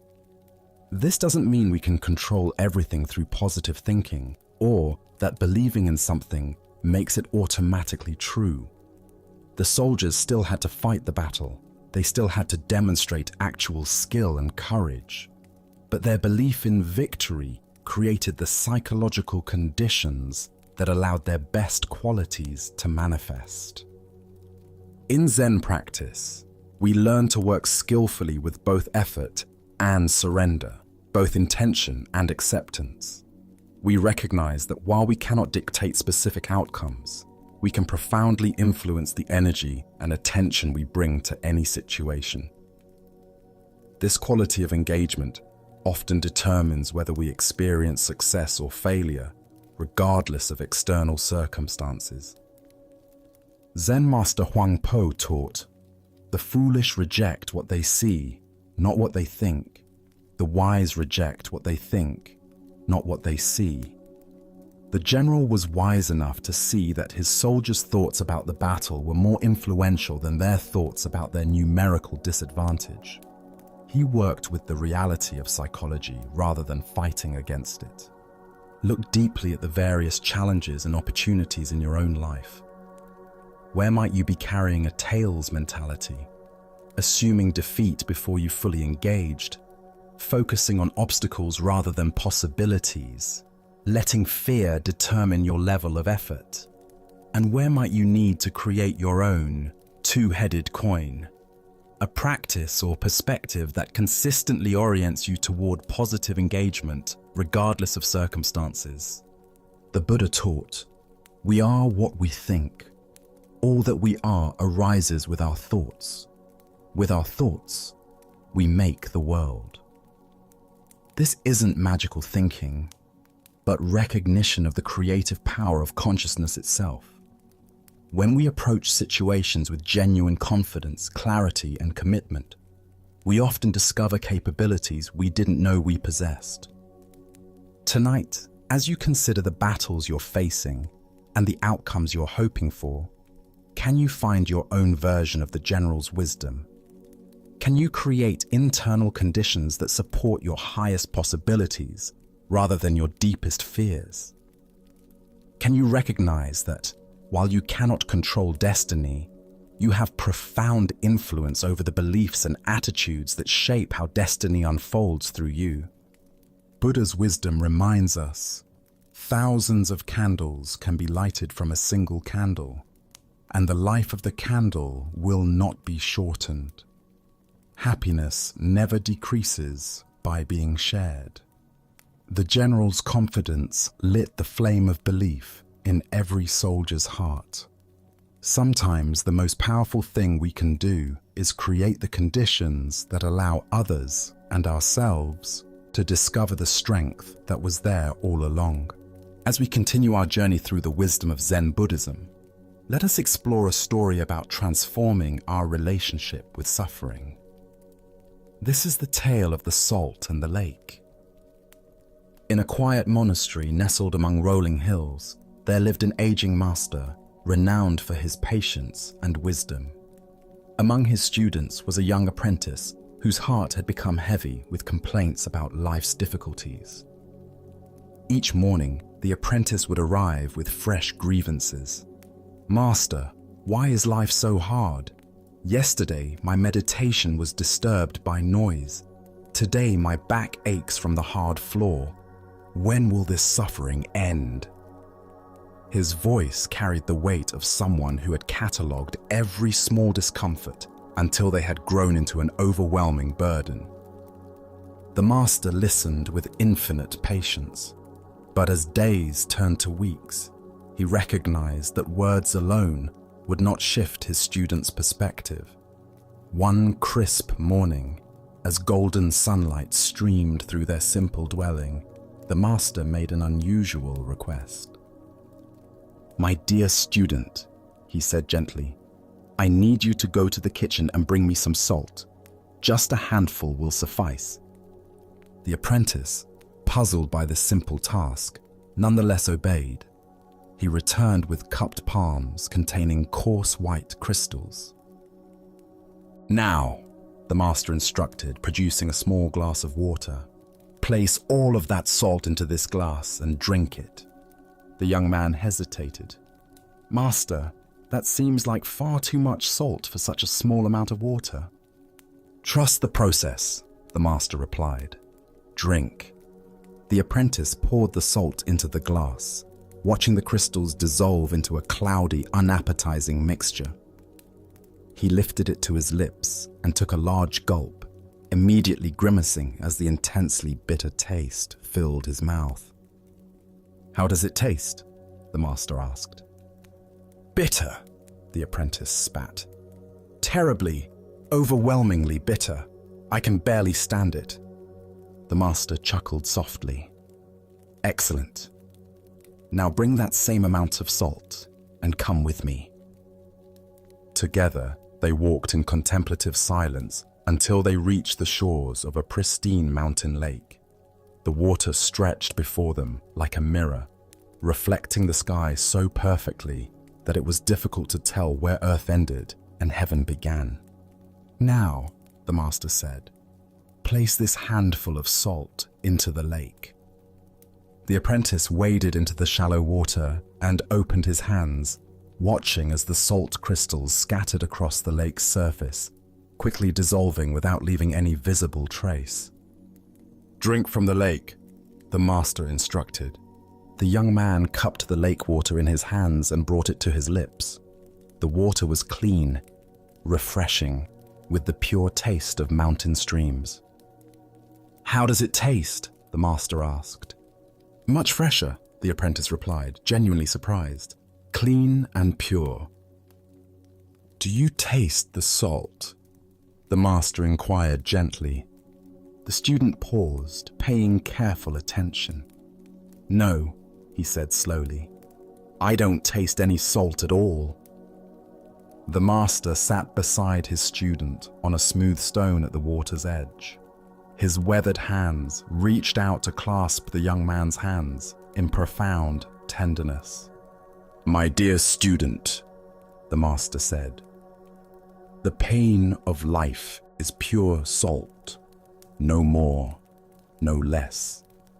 The amount of pain in existence remains constant, but the amount of bitterness we experience depends entirely on the container we put that pain into."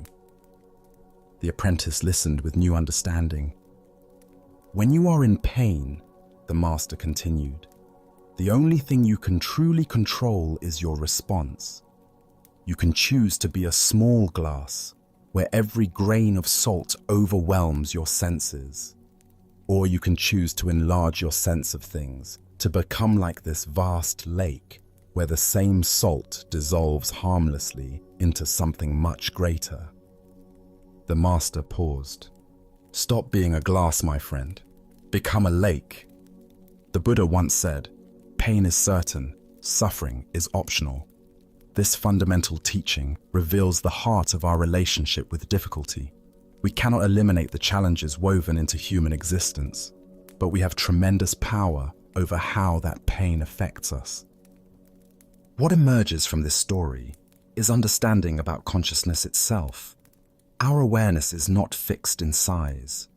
It can contract into the narrow confines of a glass, where every difficulty looms enormous, or it can expand into the spaciousness of a lake, where the same difficulties become manageable.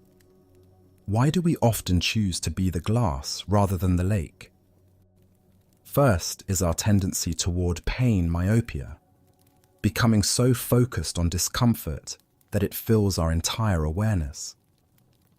Second is our habit of story proliferation, taking a single, painful event and creating elaborate narratives about how unfair life is. Third is the comparing mind, measuring our pain against an imaginary standard of how life should be. The lake perspective doesn't minimize genuine pain or suggest passivity. Rather, it offers a skillful way of relating to inevitable challenges that doesn't compound them with unnecessary suffering.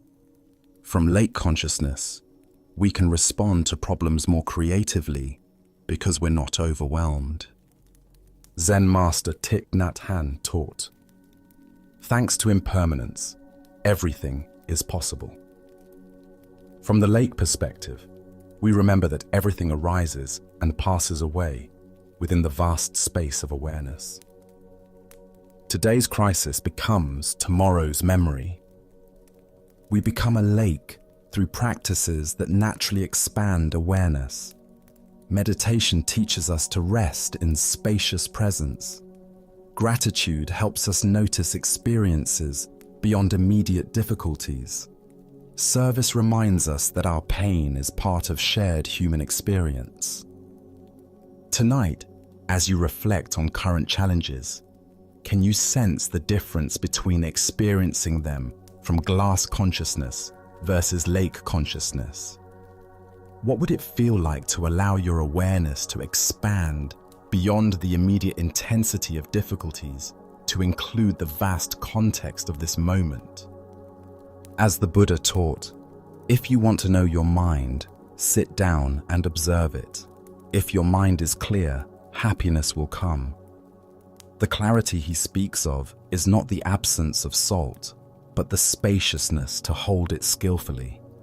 In becoming lakes rather than glasses, we discover that pain can become a gateway to deeper compassion and freedom.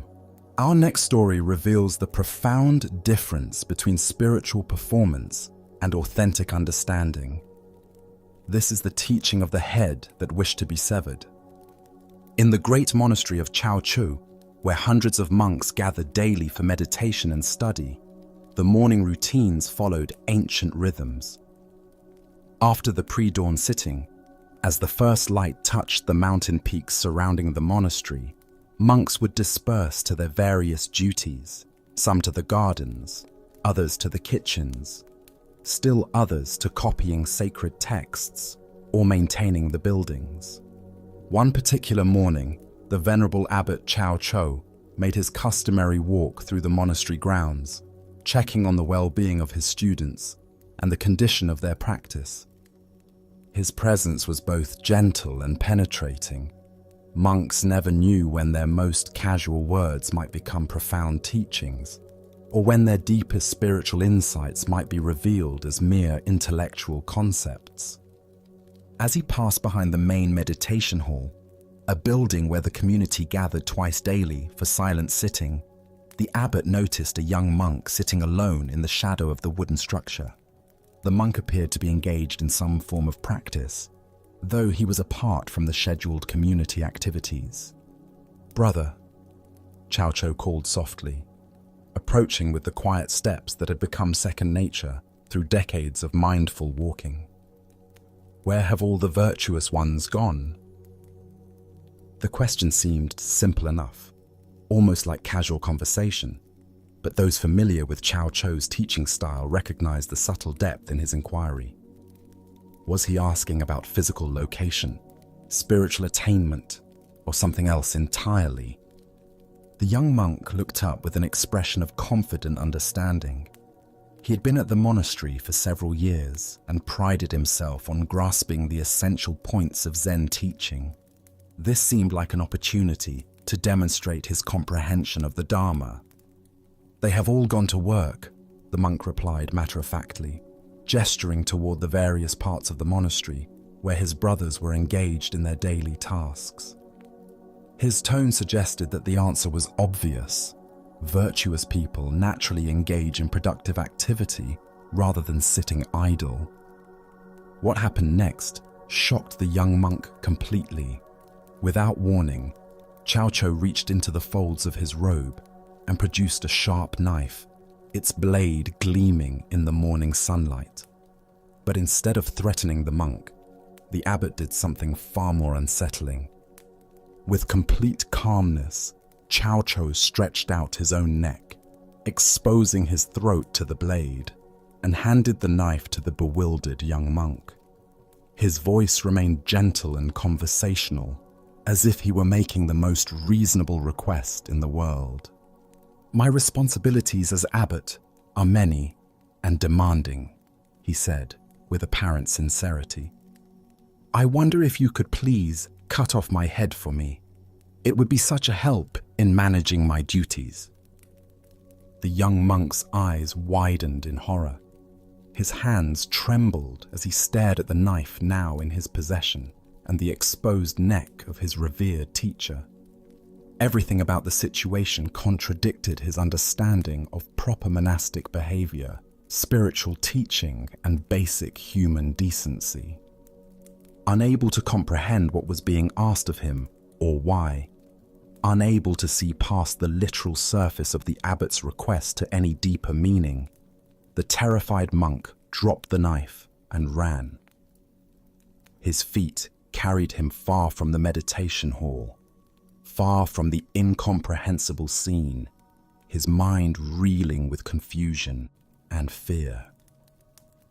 Chao Cho calmly picked up the fallen knife, tucked it back into his robe, and continued his morning walk with the same peaceful demeanor he had maintained throughout the entire encounter.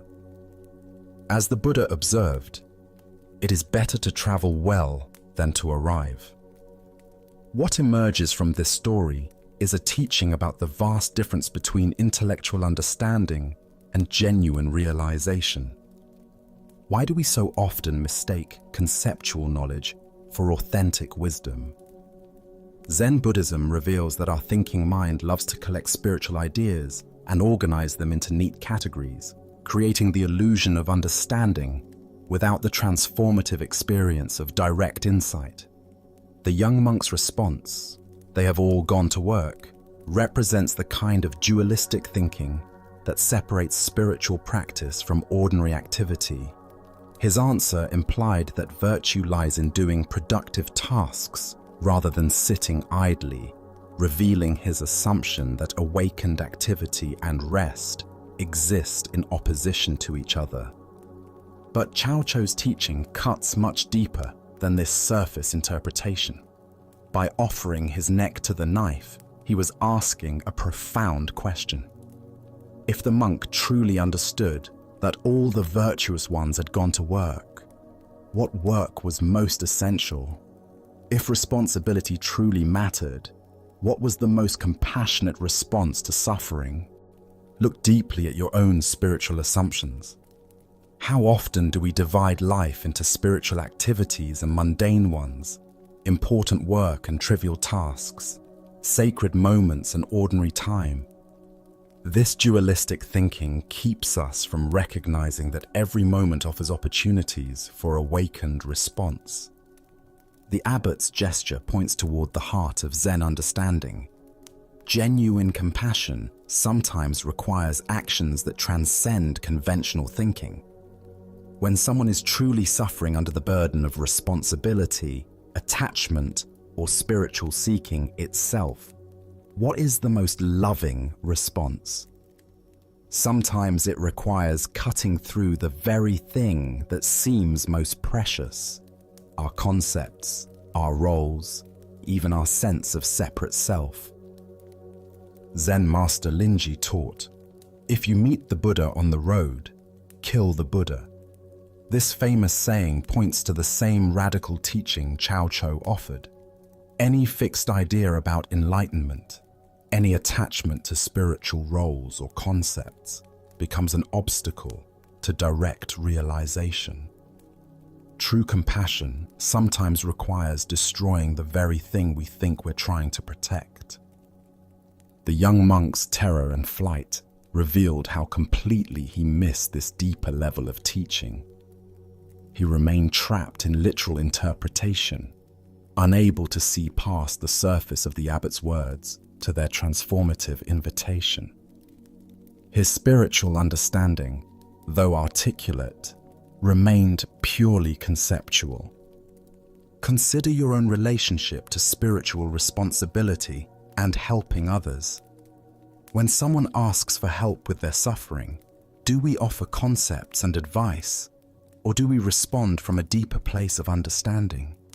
Are we willing to sacrifice our comfortable spiritual positions to meet others exactly where they are? This ancient wisdom illuminates the difference between talking about virtue and embodying it. The monk could identify where virtuous people go and what they do, but when faced with an opportunity for radical compassion, he fled. His knowledge remained divorced from spontaneous, awakened action. In Zen practice, we cultivate what's called great doubt, a willingness to question even our most cherished spiritual understandings. This doubt isn't cynicism, but openness to discoveries that transcend our current conceptual frameworks. Are we prepared to have our spiritual certainties challenged, even destroyed, if it serves awakening?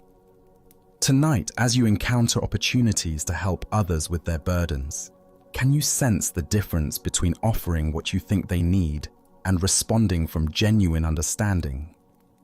Can you feel how true compassion sometimes requires cutting through your own comfortable assumptions about what constitutes appropriate spiritual behavior?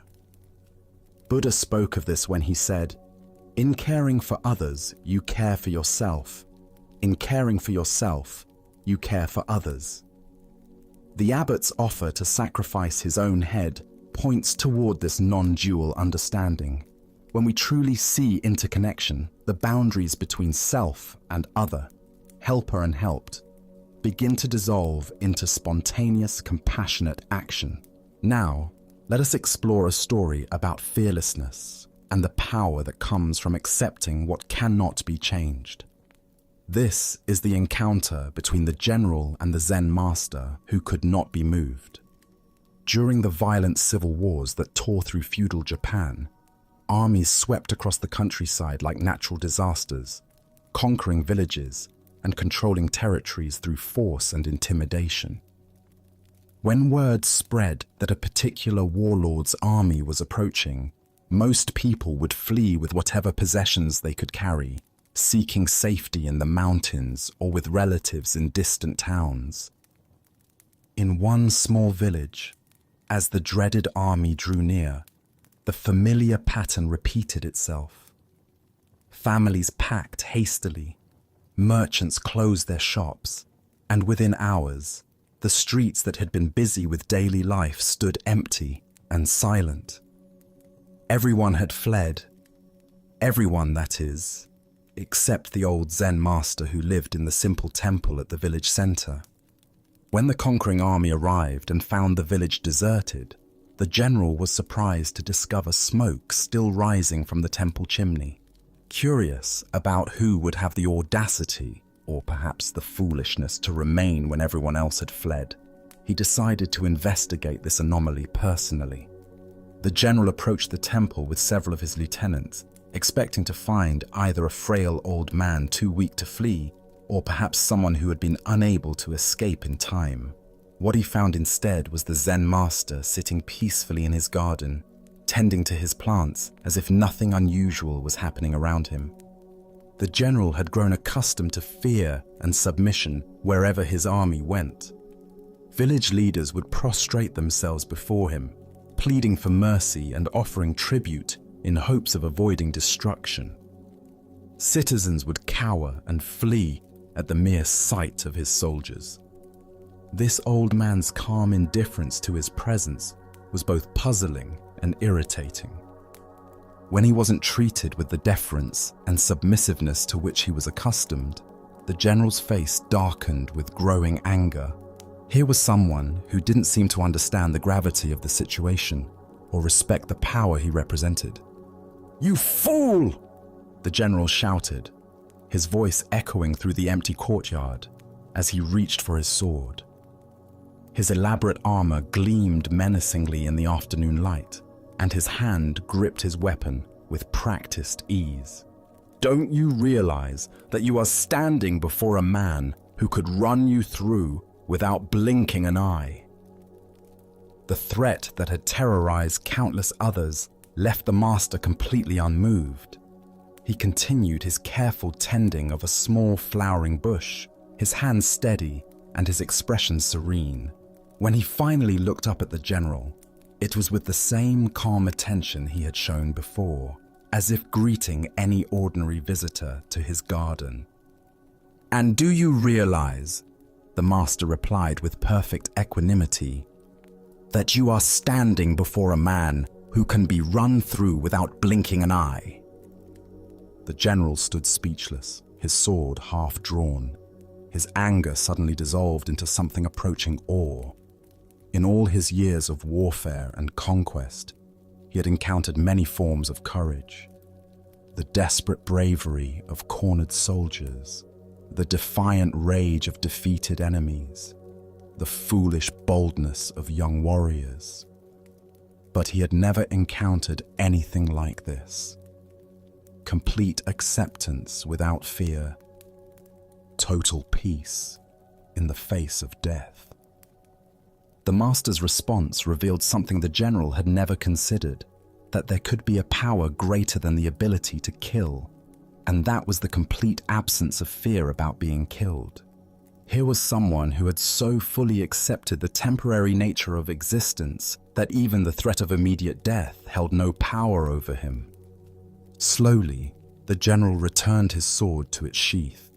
Without another word, he turned and walked away from the temple, leaving the master to continue his gardening in peace. The village remained untouched by the war, not because of any military strategy or negotiated protection, but because of one man's absolute fearlessness. As the Buddha taught, all conditioned things are impermanent. Strive on with diligence. Here we discover the profound power that emerges when we fully accept this fundamental truth, rather than spending our lives trying to escape it. Why does complete acceptance of mortality create such presence and authority?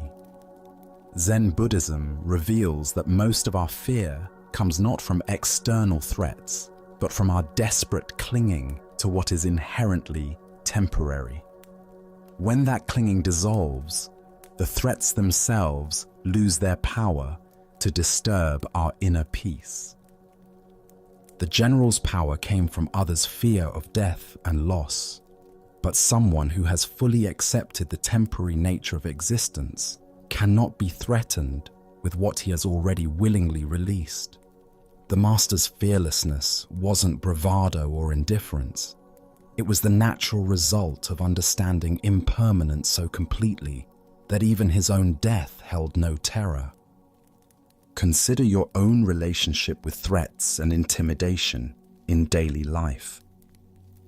How much of your fear comes from attachment to maintaining your current circumstances, preserving your reputation, or protecting your physical comfort?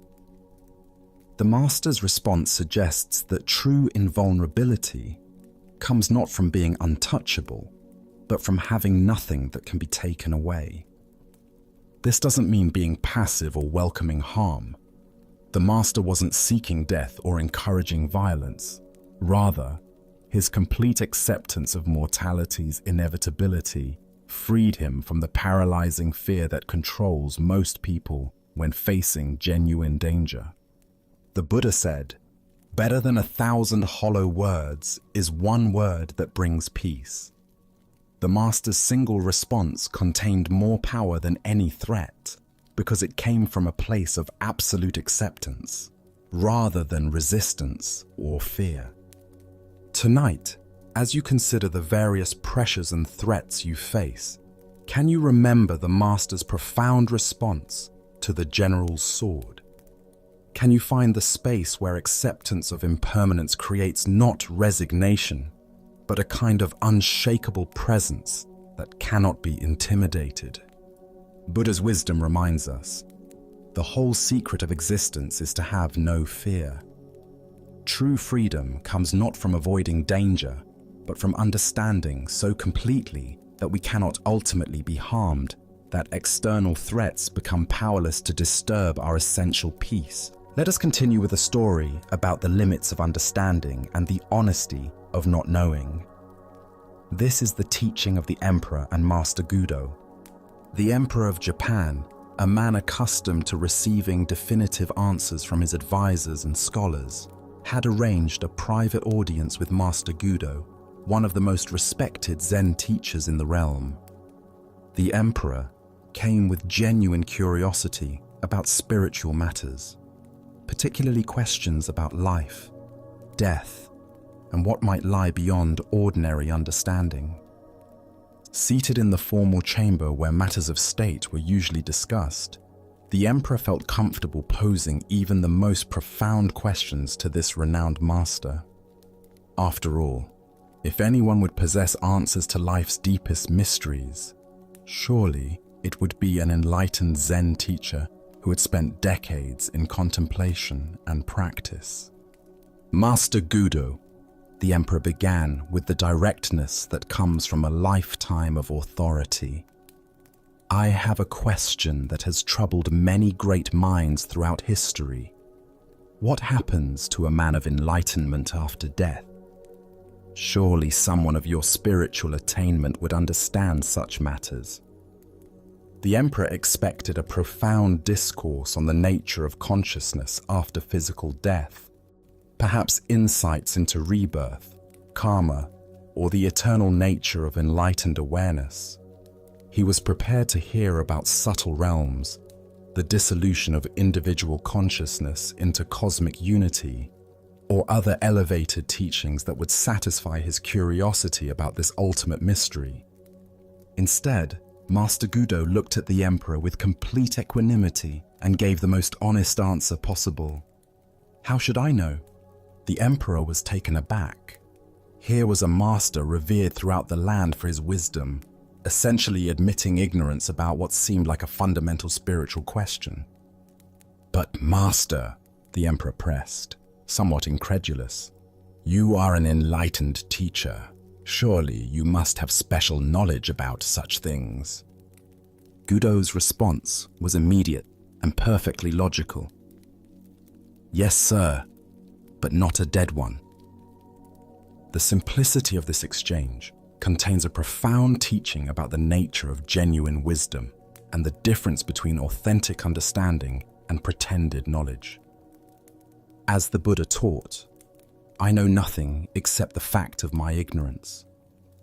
This ancient wisdom illuminates the profound honesty that characterizes true spiritual maturity, the willingness to admit the limits of one's knowledge, rather than pretending to understand what cannot be known from one's current position.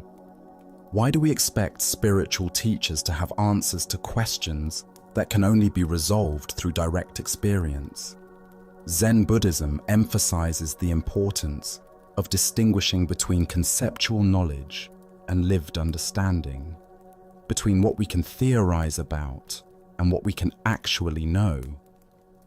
Master Gudo's response wasn't a failure of wisdom, but a demonstration of it. He refused to engage in speculation about experiences he hadn't had, even when pressed by someone in a position of great authority. His honesty revealed more wisdom than any elaborate theory about post-death consciousness could have provided. Consider how often in daily life we pretend to know things we don't actually know.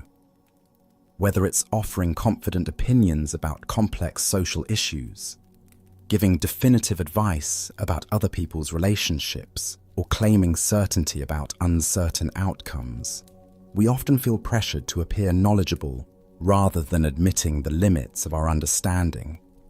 The Emperor's assumption that enlightenment should include knowledge about death reflects a common misconception about spiritual development.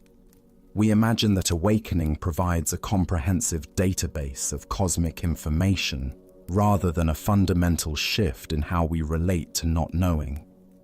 In Zen practice, we cultivate what Suzuki Roshi called "don't know mind," a state of open awareness that doesn't need to fill every gap in understanding with theories or beliefs.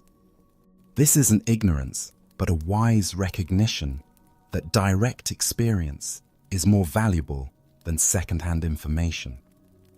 Zen Master Linchi taught, there is nothing special to do, nothing special to learn. Enlightenment doesn't grant supernatural knowledge about matters beyond ordinary experience. A living master knows about living. What happens after death remains in the realm of speculation until one actually dies. The Buddha said, "Believe nothing merely because you have been told it. But whatsoever, after due examination and analysis, you find to be conducive to the good, the benefit, the welfare of all beings, that doctrine believe and cling to." Even the Buddha encouraged direct investigation over accepting claims based on authority. Gudo's teaching reveals the freedom that comes from releasing the need to have opinions about everything. How much mental energy do we waste constructing theories about things we cannot possibly know? How much suffering comes from worrying about scenarios we can only imagine? Look deeply at your own relationship with not knowing. Where do you pretend certainty to avoid the discomfort of uncertainty? What would change if you could say, "I don't know," with the same confidence that Master Gudo displayed? The Emperor sought knowledge about death from someone who was vibrantly alive. But true wisdom might be found not in accumulating information about future experiences, but in fully engaging with present reality. The mystery of death is honored not by pretending to solve it, but by living authentically in the face of it. Tonight, as you encounter questions about the future, about others' motivations, or about cosmic mysteries, can you remember Master Gudo's honest simplicity?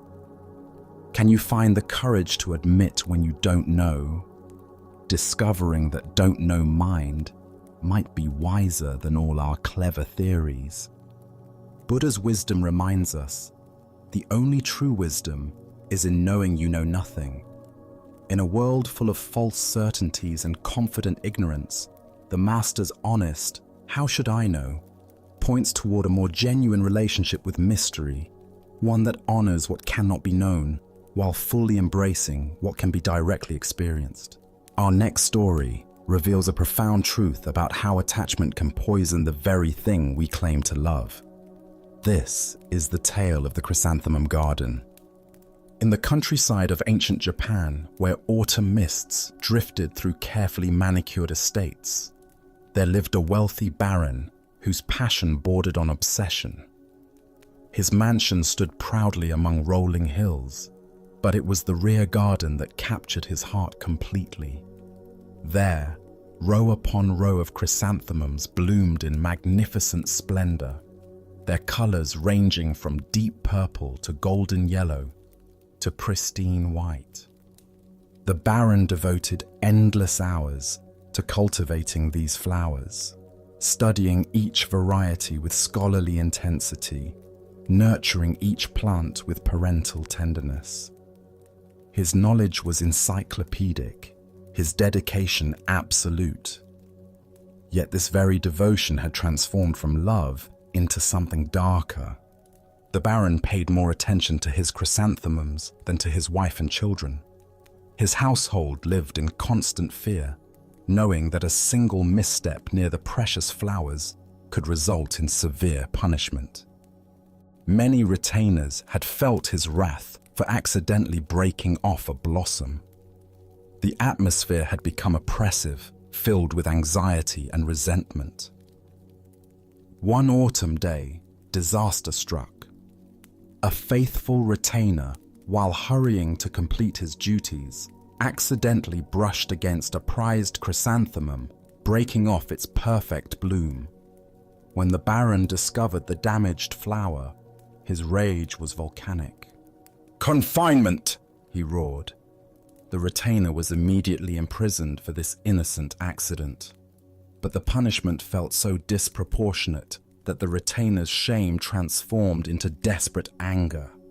According to the warrior code, he resolved to protest through seppuku, ritual disembowelment, preferring death to such humiliation over a mere flower. Word of this tragedy reached Zen master Sengai, a teacher known for his wisdom and compassion. Understanding that a man's life hung in the balance over botanical beauty, Sengai hastened to the estate and successfully prevented the suicide. But the master knew that saving one life would not solve the deeper problem. Sengai devised a radical solution. On a rainy night, when the chrysanthemums were at their most glorious peak, he sneaked into the baron's garden carrying a sharp sickle. Working methodically in the darkness, he cut down every single chrysanthemum, hundreds of flowers representing years of cultivation. The sound awakened the baron, who rushed to his window and saw a shadowy figure in his beloved garden. Grabbing his sword, he ran outside in alarm, demanding to know what this intruder was doing. Sengai stood calmly amid the devastation, surrounded by fallen blooms. "Even weeds like this eventually become rank if they are not cut," he replied with perfect equanimity. In that moment, the baron's obsession shattered like breaking glass. Seeing his flowers reduced to mere weeds in the master's eyes, he suddenly understood the distortion in his perception. It was like awakening from a fevered dream. From that night forward, the baron never raised chrysanthemums again. The Buddha taught, "Attachment is the root of suffering." This ancient wisdom illuminates what the baron discovered through Sengai's dramatic intervention. When we cling too tightly to anything, even beautiful things, we transform love into possession and beauty into burden. This profound truth reveals itself in the way attachment corrupts the very thing we claim to cherish. The baron genuinely loved chrysanthemums, but his attachment had poisoned that love, turning appreciation into obsession, care into control, and beauty into a source of fear for everyone around him. Why do we confuse love with possession? Buddhism explains that the ego mind seeks security through control, attempting to make permanent what is inherently impermanent. True love appreciates without grasping, enjoys without owning, cares without controlling. But attachment love tries to freeze beauty in place, to make the beloved an extension of our own identity. Consider how this pattern manifests in modern relationships. Parents who love their children so intensely that they become controlling, suffocating the very growth they claim to support. Partners who love so possessively that they create jealousy and mistrust. Collectors who become so attached to possessions that they lose the joy of experiencing what they own. The chrysanthemums represent anything we elevate beyond its proper place in the natural order. This might be our career success, our physical appearance, our spiritual achievements, or our carefully curated lifestyle. When we become too attached, we create suffering not only for ourselves, but for everyone in our orbit. Zen teacher Suzuki Roshi said, "Each of you is perfect the way you are, and you can use a little improvement." This paradox points to the delicate balance between appreciation and attachment. We can love something fully while holding it lightly, caring deeply while remaining unattached to outcomes. Sengai's radical action demonstrates the sometimes shocking medicine required to break through deep-seated attachment patterns. Sometimes we need external circumstances to strip away what we're clinging to before we can see clearly. Loss, disappointment, and impermanence, while painful, often serve as teachers, revealing the difference between genuine love and possessive attachment. Notice that the Baron doesn't simply moderate his gardening. He stops completely. This suggests that sometimes the most skillful response to attachment is temporary, complete withdrawal until we can relate to the object of attachment with greater freedom and wisdom. Tonight, as you reflect on your own life, what might be your chrysanthemum garden?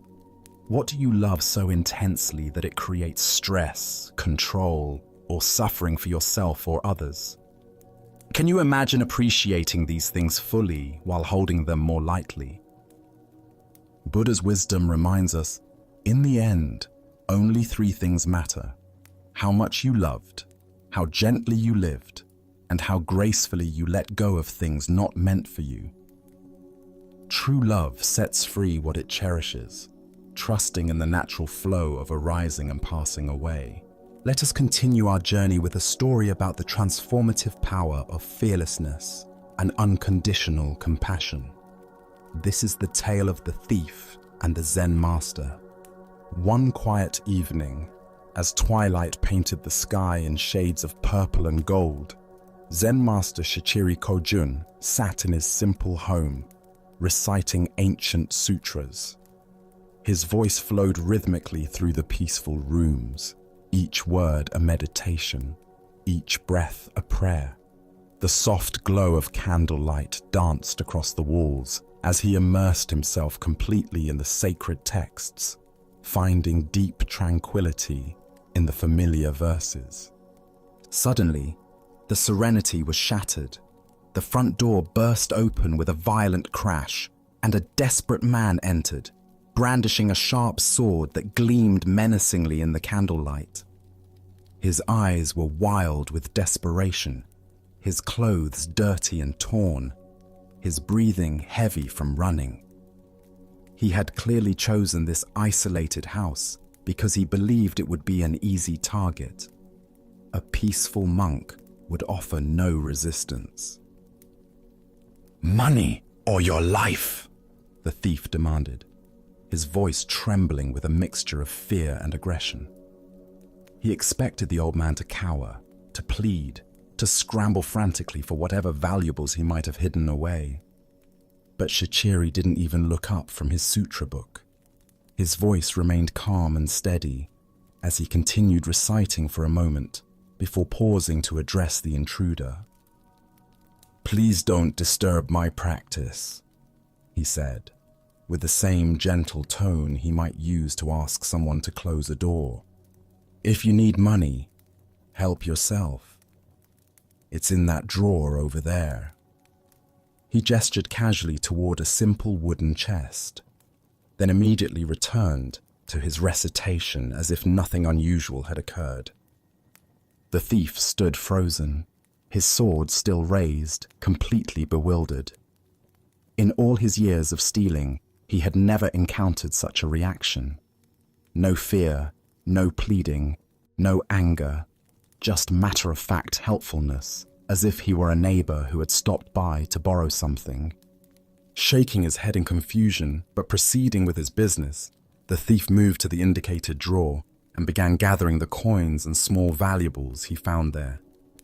The soft sound of the master's voice continued behind him, reciting sacred words as peacefully as if he were alone. Just as the thief was preparing to leave with his stolen goods, the master's voice called out again. "Wait," Shichiri said, finally looking up from his book. "Please don't take everything. I need some of that money to pay my taxes tomorrow. Leave a little for me, won't you?" The thief stared at him in amazement. Here was a man who was being robbed, calmly negotiating the terms of his own robbery, as if they were conducting normal business. Almost without thinking, the thief returned some of the money to the drawer.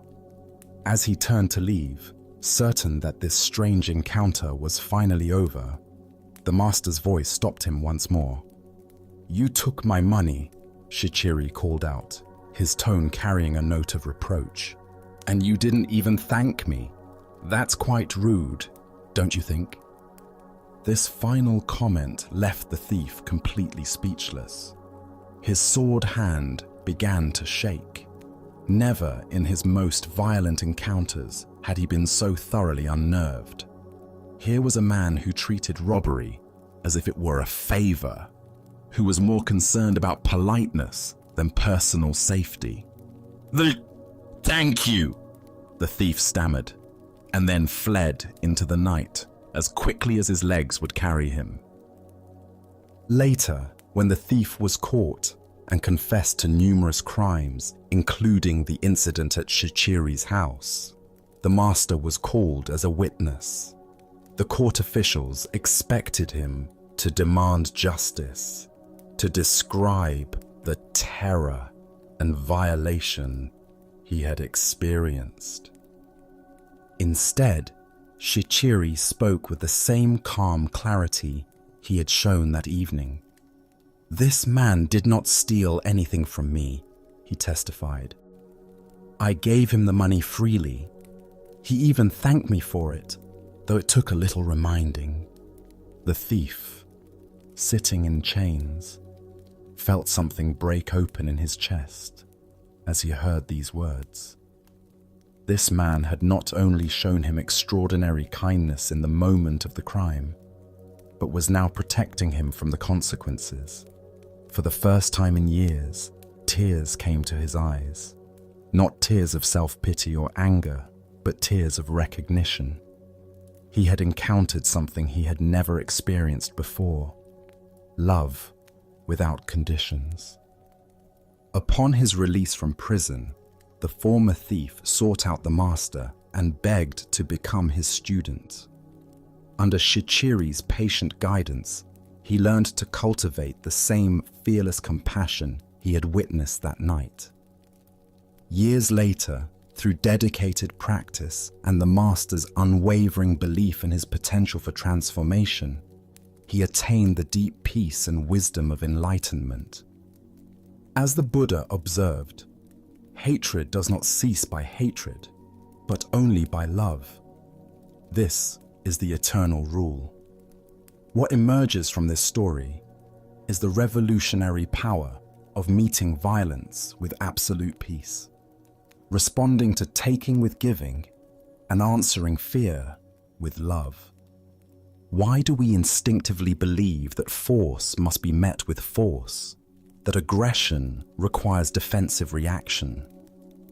Zen Buddhism reveals that this pattern, while natural, often perpetuates the very conflicts it seeks to resolve. When we respond to hostility with hostility, we simply escalate the cycle of suffering. But when we respond with genuine compassion, not passive submission, but active love, we create space for transformation that wouldn't otherwise exist. Look deeply at your own experience.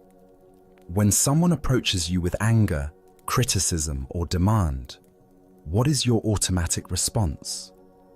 Most of us immediately mobilize our defenses, preparing to protect ourselves through counterattack or withdrawal.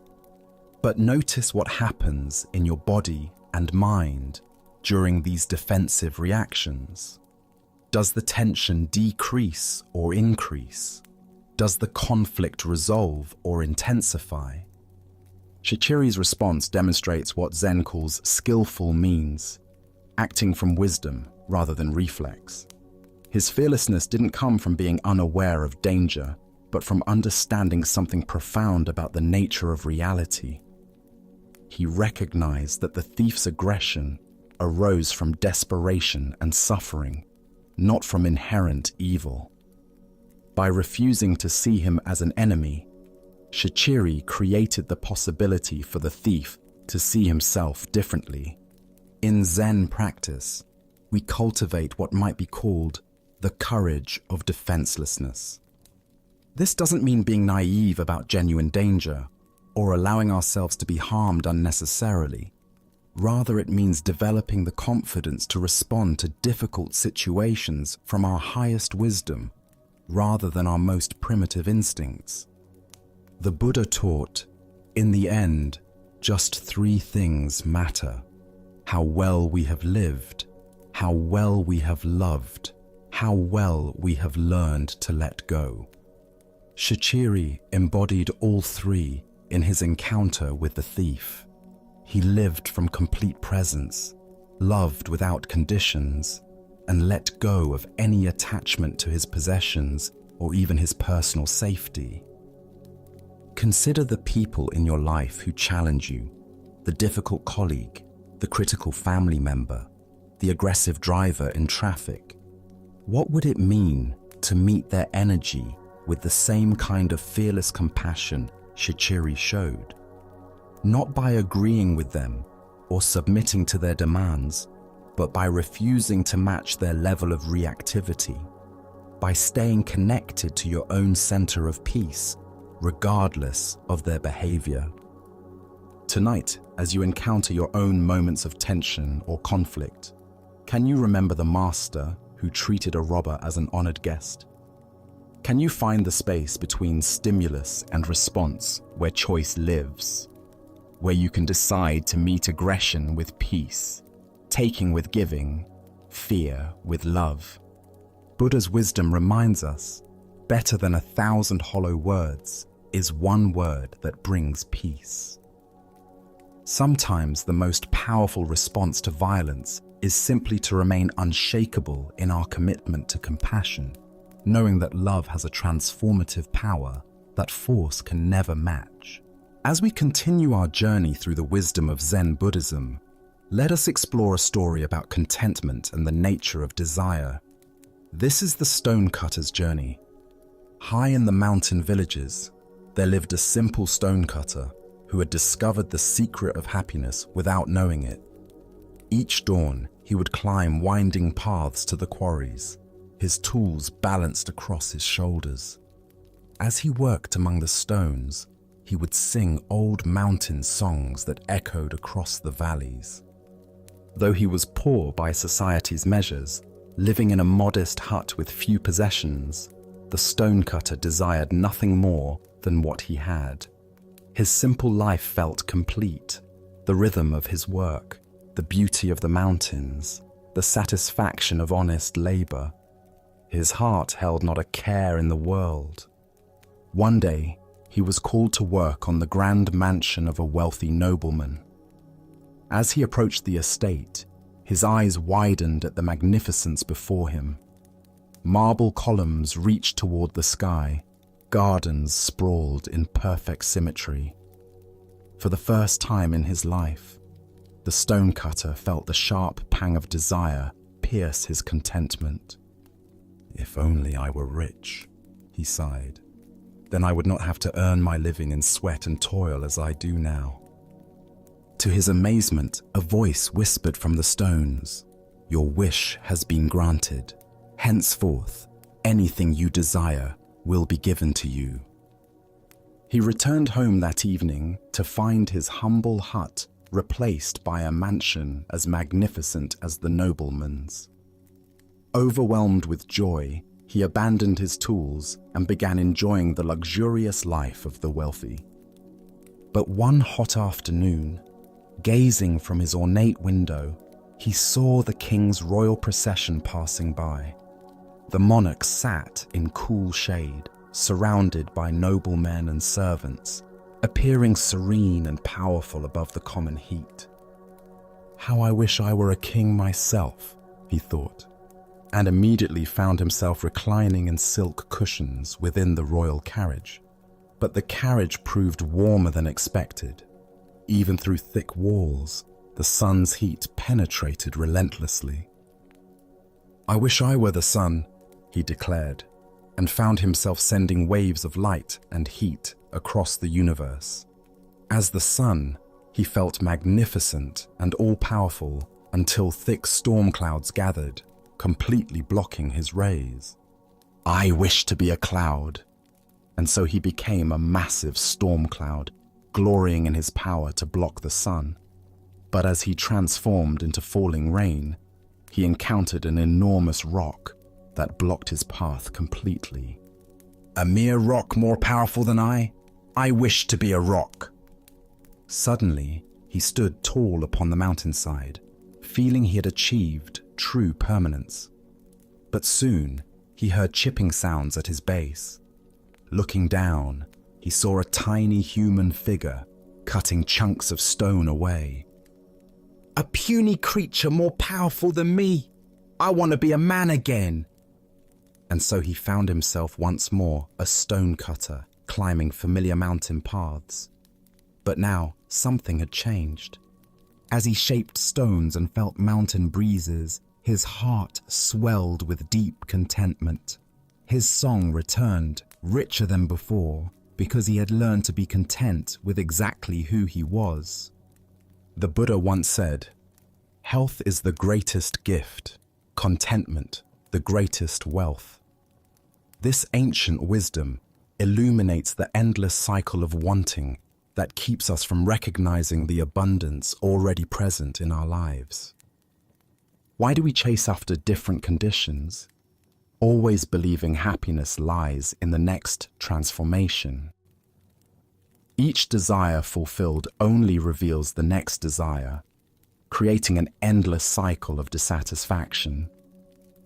The stonecutter's journey reveals the futility of seeking happiness through external circumstances. Consider your own versions of this cycle. "I'll be happy when I get promoted," only to discover new stresses. "I'll be content with more money," only to find greater wealth brings new worries. Each achievement reveals the next mountain to climb. Zen teacher Suzuki Roshi said, "Each of you is perfect the way you are, and you can use a little improvement." This paradox points to the heart of contentment, the ability to fully accept what is, while still engaging wholeheartedly with life's natural changes. The stonecutter's final transformation wasn't into something greater, but into appreciation for what he had always been. His work remained the same, but his relationship to life was completely transformed. Contentment isn't found in having different experiences, but in bringing different awareness to whatever experiences arise. Tonight, as you notice the mind's habitual reaching toward what's not here, can you experiment with the stonecutter's final wisdom? Can you find the song that emerges when you stop trying to be anything other than what you are? As the Buddha taught, contentment is natural wealth, luxury is artificial poverty. The greatest transformation available isn't becoming something different, but recognizing the inherent completeness of what we already are. Let us continue our journey with a story about the unexpected wisdom found in laughter and the suffering we create through taking ourselves too seriously. This is the tale of the monk who discovered his true teacher. In a remote mountain monastery in ancient China, there lived a young monk who approached his spiritual practice with tremendous intensity. Every morning before dawn, he would rise for meditation, sitting in perfect posture for hours without moving. He studied the Buddhist texts with scholarly precision, memorizing sutras and debating philosophical points with fierce concentration. His fellow monks often remarked on his seriousness and dedication to the Dharma. One crisp autumn morning, while studying a particularly complex passage about the nature of emptiness, the young monk encountered something that completely baffled him. The text seemed to contradict everything he thought he understood about Buddhist philosophy.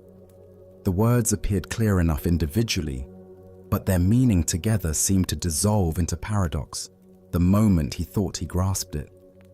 Determined to understand, he carefully marked the passage and made his way to the master's quarters. The old teacher sat in his simple room, sunlight streaming through paper windows, creating patterns of light and shadow on the wooden floor. "Venerable master," the monk said, bowing deeply, "I have encountered a teaching that I cannot comprehend. Could you please illuminate its meaning for me?" He recited the passage with careful precision, explaining his confusion and the various interpretations he had considered. The master listened attentively, nodding occasionally, his expression thoughtful and engaged. When the young monk finished his earnest explanation, something unexpected happened.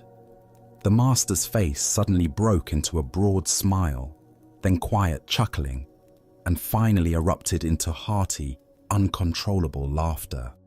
His whole body shook with mirth, tears streaming down his weathered cheeks. The monk stood frozen, completely bewildered. This was not the response he had anticipated. Where he expected profound wisdom and careful explanation, he found only laughter. The master's amusement seemed to fill the entire room, echoing off the walls and growing even more intense. Without offering any explanation, the master stood up, still laughing, and walked out of the room, leaving the young monk alone with his confusion and growing distress. For the next 3 days, the monk could think of nothing else. The master's inexplicable laughter haunted him constantly.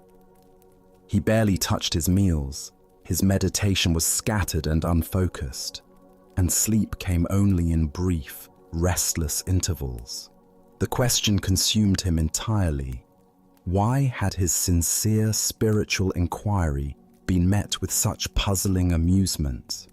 Other monks noticed his distressed state, but his responses to their concerns were vague and troubled. He felt humiliated, confused, and increasingly agitated. Had the master been mocking his understanding?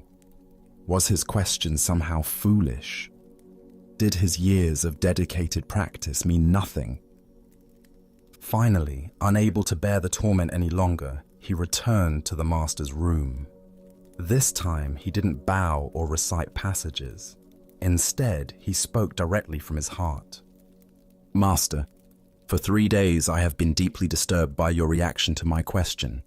I cannot eat, sleep, or meditate properly. Please tell me, why did you laugh at my sincere seeking? Have I done something wrong?" The master's expression became gentle and compassionate. He gestured for the young monk to sit beside him, then spoke with quiet clarity. "Monk, Do you know what your problem is? The master asked kindly. Your problem is that you are worse than a clown. The words hit the young monk like a physical blow. His eyes widened in shock and dismay. Venerable sir, how can you say such a thing? How can I be worse than a clown? I have dedicated my life to spiritual practice, to understanding the Buddha's teachings. I have sacrificed worldly pleasures and pursued wisdom with complete sincerity. How can you compare me to a mere entertainer? The master smiled warmly and explained, a clown's greatest joy comes from making people laugh. When others laugh, the clown feels fulfilled and happy. His entire purpose is to bring lightness and joy to the world. But you, when another person laughs, you feel disturbed, upset, and tormented. Tell me, are you not worse than a clown? At these words, understanding dawned like sunrise breaking through clouds.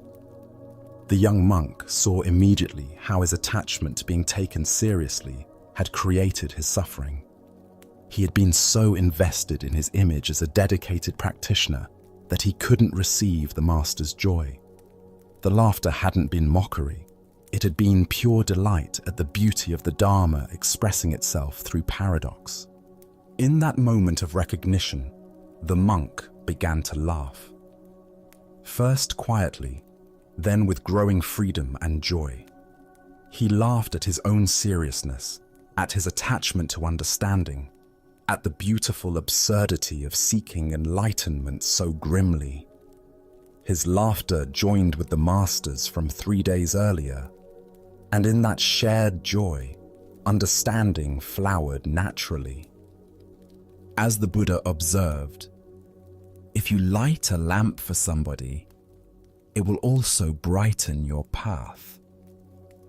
The heart of this lesson lies in recognizing how our reactions to others reveal the state of our own minds.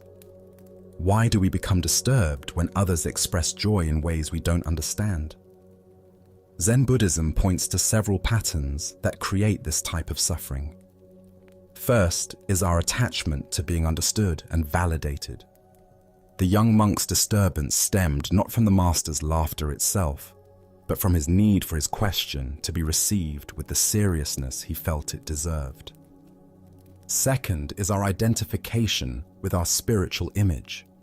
When we become attached to being seen as sincere seekers, dedicated practitioners, or wise students, we lose the spontaneity and openness that allows genuine learning. The monk's investment in his identity as a serious practitioner made him unable to receive the teaching that was being offered through laughter. Third is our limited understanding of how wisdom can be transmitted. We expect spiritual teaching to arrive in familiar forms, solemn explanations, careful analysis, traditional formats. But enlightenment often comes through unexpected doorways. A master's laughter, a child's innocent question, the sound of a bell, or a moment of complete ordinariness. Consider how often we miss teachings because they don't match our expectations. Perhaps someone's casual comment contains exactly the insight we need, but we dismiss it because the person seems less knowledgeable than us. Maybe life presents us with lessons through situations we find annoying or people we consider frivolous. Zen teacher Suzuki Roshi said, "In the beginner's mind, there are many possibilities, but in the expert's mind, there are few." The young monk's expertise had become a barrier to learning. His certainty about how spiritual teaching should look prevented him from receiving the profound lesson being offered through unexpected laughter. The story points us toward a fundamental question.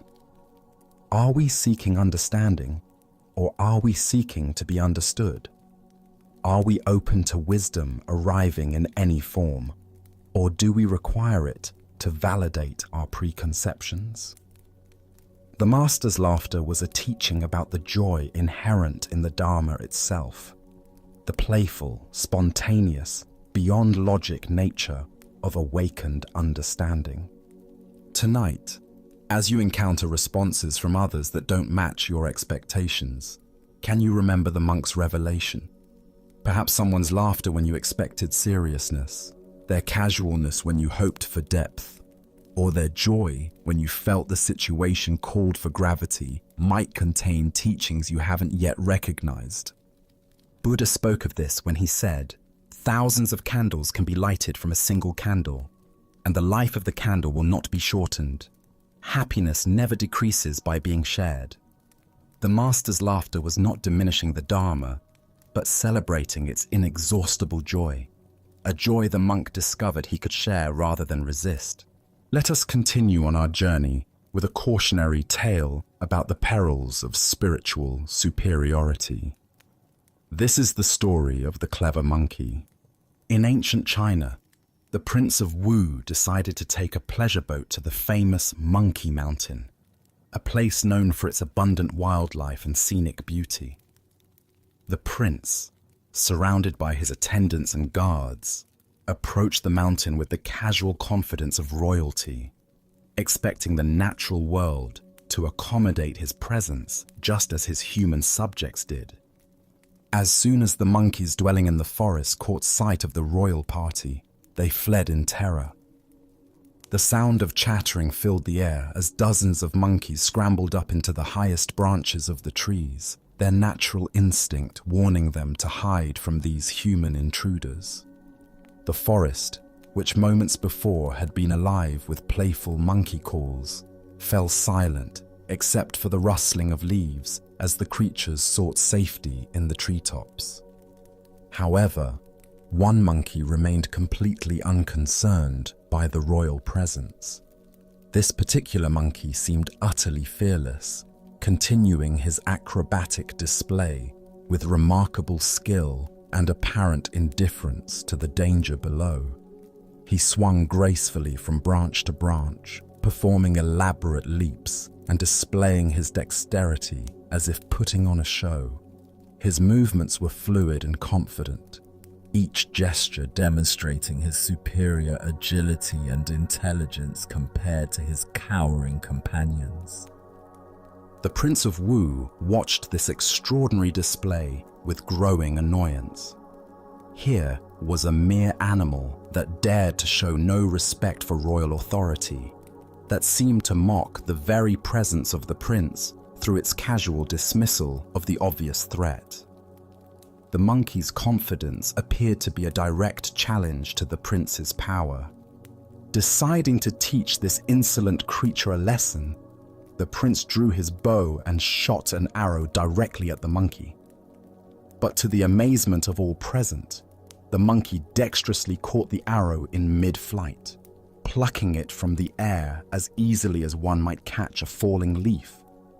The monkey examined the arrow briefly, then tossed it aside with casual dismissal, as if such feats were nothing more than child's play. The prince's face darkened with rage at this humiliation. His skill as an archer had been made to look foolish by a mere animal. "Attack!" he ordered his attendants. "Bring down this arrogant beast." A volley of arrows filled the air. The monkey, suddenly overwhelmed by the coordinated assault, could not deflect them all. In an instant, he was struck by multiple arrows and fell dead to the forest floor, his extraordinary abilities proving useless against such overwhelming force. The prince turned to his wise companion, Yen Puyi, who had watched this scene unfold with growing understanding. "You see what happened," the prince said. "This animal advertised his cleverness. He trusted in his own skill. He thought no one could touch him. Remember that. Do not rely on distinction and talent when you deal with men." Yen Puyi absorbed this lesson deeply. When they returned to the kingdom, he reflected on how his own accomplishments and reputation might be creating the same dangerous pride that had destroyed the monkey.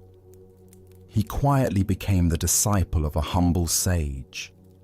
seeking to rid himself of everything that made him appear outstanding or special. He renounced the pleasures that had once defined his status and learned to hide every distinction that might set him apart from others. Through patient practice, Yen Puyi cultivated such genuine humility that soon no one in the kingdom knew what to make of him. He had become so ordinary, so unassuming, that people began to sense something profound in his very ordinariness. Thus, they held him in awe, not for what he displayed, but for the mysterious depth they sensed beneath his simple presence. Buddha spoke of this when he said, "Those who know do not speak, those who speak do not know."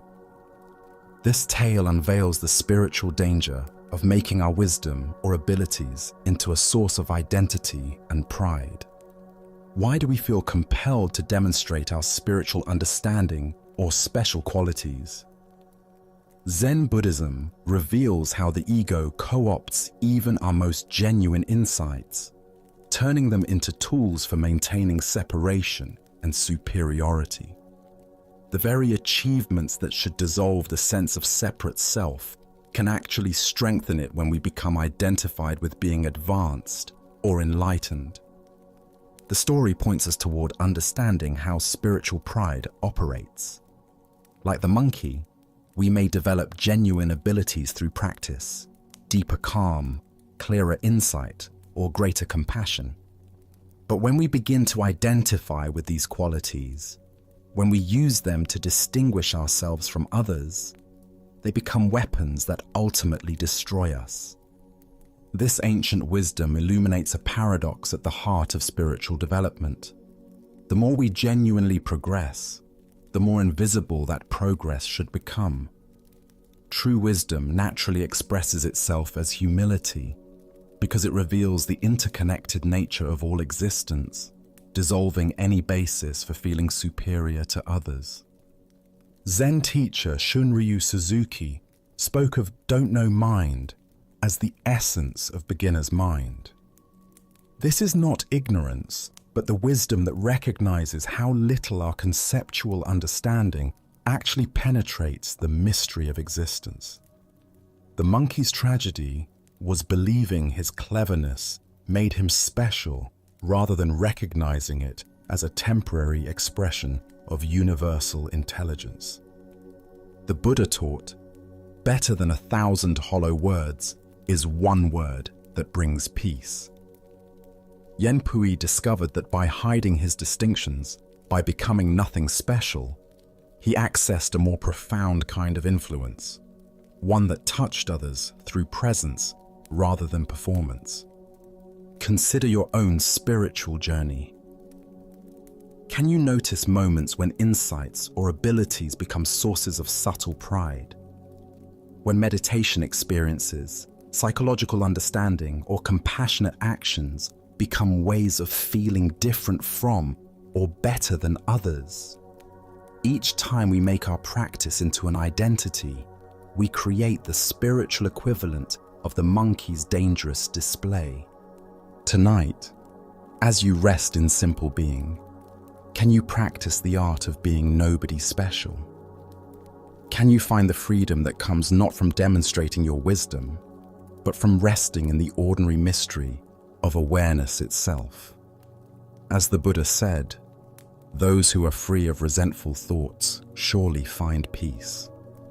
The deepest peace comes when we release even our attachment to being peaceful. Let us continue our journey with a story about maintaining inner balance regardless of external circumstances. This is the teaching of Master Hakuin and the power of "Is that so?" Master Hakuin lived in a small village where he was deeply respected for his wisdom, compassion, and exemplary character. For decades, he had maintained a reputation as a pure and enlightened teacher, someone who had transcended ordinary human weaknesses and embodied the highest spiritual ideals. Villagers often brought their problems to him, seeking guidance and inspiration from his teachings and his impeccable way of life. In this same village lived a beautiful young woman whose family was well known and respected. When she became pregnant outside of marriage, her condition caused a scandal that rippled through the tight-knit community. Her parents were furious and demanded to know who was responsible for bringing such shame upon their family. At first, the young woman refused to reveal the father's identity. She was protecting someone she loved, someone whose reputation and future would be destroyed if the truth came out. But as her parents' anger intensified and the pressure became unbearable, she made a desperate decision. In a moment of panic and confusion, she pointed to the one person she thought could weather this storm better than her actual lover, the respected Master Hakuin. When her outraged parents confronted the Zen master with their daughter's accusation, they expected protests of innocence, explanations, or at least some expression of shock at being falsely accused.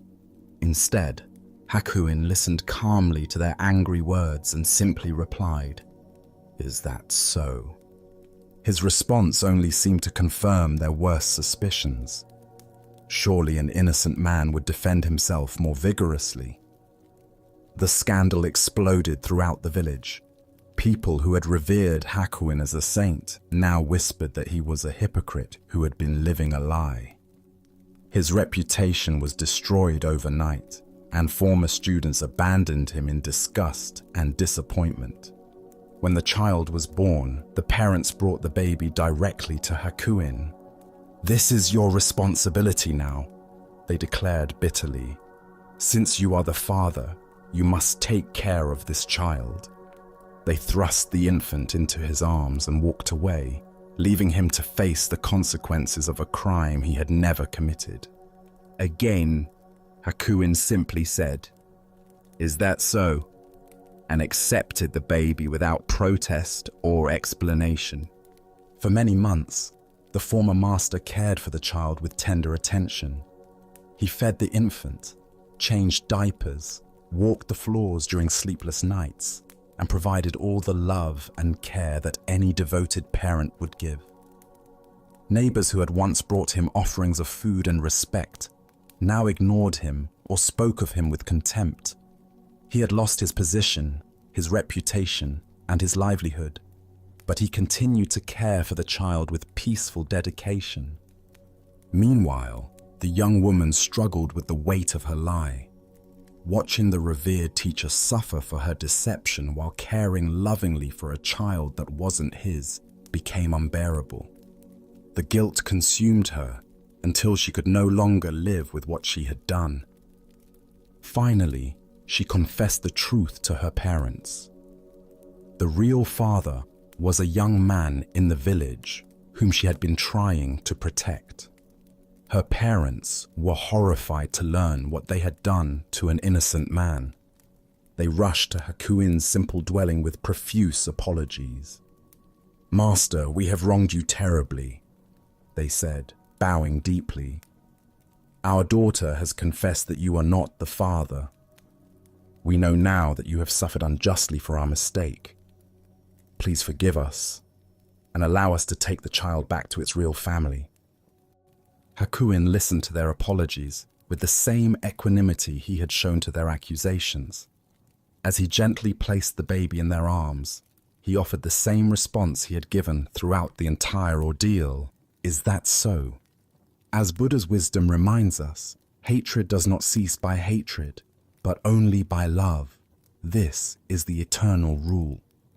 What emerges from this story is the profound power of maintaining inner equilibrium regardless of how others perceive us or what circumstances life presents. Why do we allow external events and other people's opinions to determine our inner state? Zen Buddhism teaches that true freedom comes from developing an unshakable center that remains stable, whether we're being praised or blamed, honored or dishonored, treated fairly or unjustly. Hakuin's response, "Is that so?" represents a profound spiritual practice. He wasn't being indifferent or passive. He was demonstrating the ultimate non-attachment to reputation, status, and even justice itself. His consistent response showed that his sense of worth and purpose came from within rather than from external validation. Consider how differently most of us would react to false accusations, public humiliation, and complete loss of reputation. The natural human response is to defend ourselves, to fight against injustice, to demand that others see the truth. But Hakuin's approach reveals another possibility, meeting all circumstances with the same peaceful acceptance. This doesn't mean we should never defend ourselves or that we should passively accept all injustices. Hakuin's teaching is more subtle. He shows us that our inner peace doesn't have to depend on external circumstances being fair or favorable. We can maintain our center regardless of how the world treats us. The Buddha taught, "You will not be punished for your anger, you will be punished by your anger." Hakuin's equanimity protected him from the additional suffering that would have come from resentment, self-pity, or desperate attempts to restore his reputation. While the situation was undoubtedly challenging, he didn't compound the difficulty with emotional resistance. Look deeply at your own reactions to criticism, misunderstanding, or unfair treatment. How much of your suffering comes from the actual events, and how much comes from your mental and emotional responses to those events? Hakuin's example suggests that we have far more control over the second source of suffering than the first. Tonight, as you encounter whatever judgments, misunderstandings, or unfair treatments life may bring, can you remember Master Hakuin's peaceful, "Is that so?" Can you find the space between what happens to you and how you respond, discovering that your inner peace need not be held hostage by external circumstances? Buddha's wisdom teaches us, peace comes from within. Do not seek it without. True spiritual development isn't measured by how well life treats us, but by how gracefully we can meet whatever life brings, maintaining our compassion, dignity, and inner tranquility, regardless of whether the world recognizes our worth or understands our true nature. Let us continue on our journey with a story about how our inner landscape shapes our outer experience. This is the tale of the two towns. In a bustling marketplace where merchants hawked their wares and travelers stopped to rest on their journeys, a wise Zen master had established a modest tea stall. People came not only for refreshment, but for the master's reputation for offering practical wisdom to those facing life's transitions and uncertainties. On this particular day, two different men approached the master's stall, each carrying the same question but embodying very different energies. Both were considering major life changes. Both were strangers to this place, and both sought guidance about whether this town might become their new home. The first man arrived with a tense expression, his shoulders carrying the weight of accumulated frustrations. As he approached the tea stall, his eyes darted around suspiciously, already assessing and finding fault with what he observed. "I'm thinking of moving to this town," he announced without preamble. "What's it like?" The Zen master looked at the man with gentle attention, noting not just his words, but the quality of energy he brought to the question. Rather than offering immediate description, the master asked his own question. "What was your old town like?"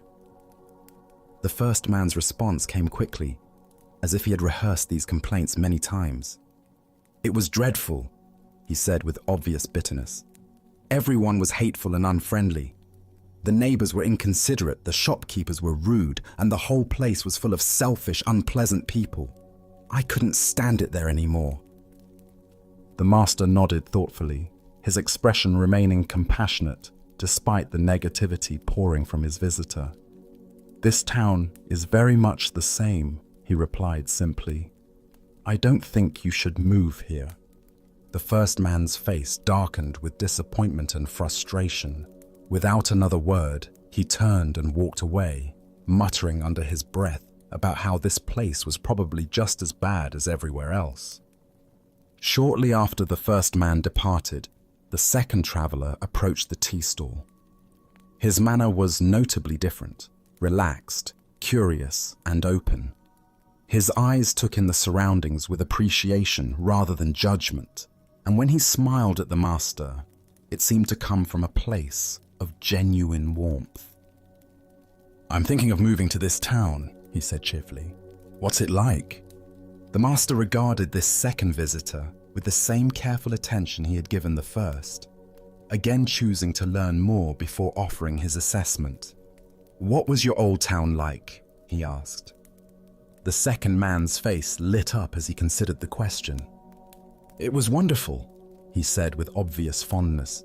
"Everyone was so friendly and helpful. My neighbors looked out for each other. The local merchants knew everyone by name, and there was a real sense of community. I was very happy there. I'm only considering a change because I'm looking for new adventures and opportunities." The master smiled knowingly. "This town is very much the same," he told the second man. "I think you will like it here very much." The second man's face broke into a delighted grin. He thanked the master warmly and walked away with a spring in his step, already seeing possibilities and connections in his new environment. Buddha's wisdom teaches us, all that we are is the result of what we have thought. The mind is everything. What we think, we become. This ancient insight illuminates the profound truth demonstrated by the master's seemingly contradictory responses to the two travelers. Here, we discover one of the most fundamental principles of human experience. We don't see the world as it is, but as we are. The master gave identical answers to both men because he recognized that their questions revealed far more about their internal states than about their external circumstances. Why do some people find community and kindness wherever they go, while others encounter hostility and disappointment in the same environments? Buddhist psychology explains that our perceptual filters, shaped by our habitual mental patterns, literally create our experienced reality. We notice evidence that confirms our existing beliefs while filtering out information that contradicts them. The first man carried what modern psychology might call a negative attribution bias, the tendency to interpret ambiguous situations in the most negative possible way. His mind was like a magnet for negative experiences, not because the world was inherently hostile, but because that's what he was conditioned to see. The second man demonstrated the opposite pattern, a generous attribution style that assumed the best in others and looked for positive connections. His mind was attuned to kindness and possibility. Consider how this plays out in daily life. Two people can work in the same office and have completely different experiences. One sees politics, competition, and dysfunction everywhere.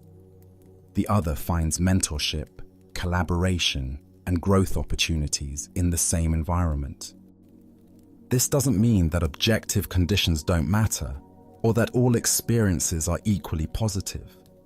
Rather, it points to the enormous influence our mental habits have on shaping our lived reality.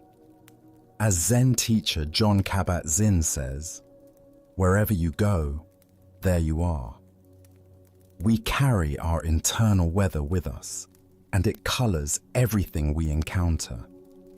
The master's wisdom lay in recognizing that no external change of location could solve the first man's problem. If he moved to this town with the same negative perceptual filters, he would recreate the same disappointing experiences he was trying to escape. This insight has profound implications for how we approach life changes and problem solving. Often, when we're unhappy with our circumstances, our first instinct is to change the external conditions. But if we don't address the internal patterns that created our dissatisfaction, we simply recreate similar problems in new settings. But this principle works in both directions. When we cultivate mental habits of appreciation, curiosity, and goodwill, we begin to notice more evidence supporting those perspectives. The world doesn't magically change, but our capacity to see its positive qualities expands dramatically. Tonight, as you reflect on your own experiences of community, work, and relationships, can you notice the interpretive lens through which you typically view these interactions?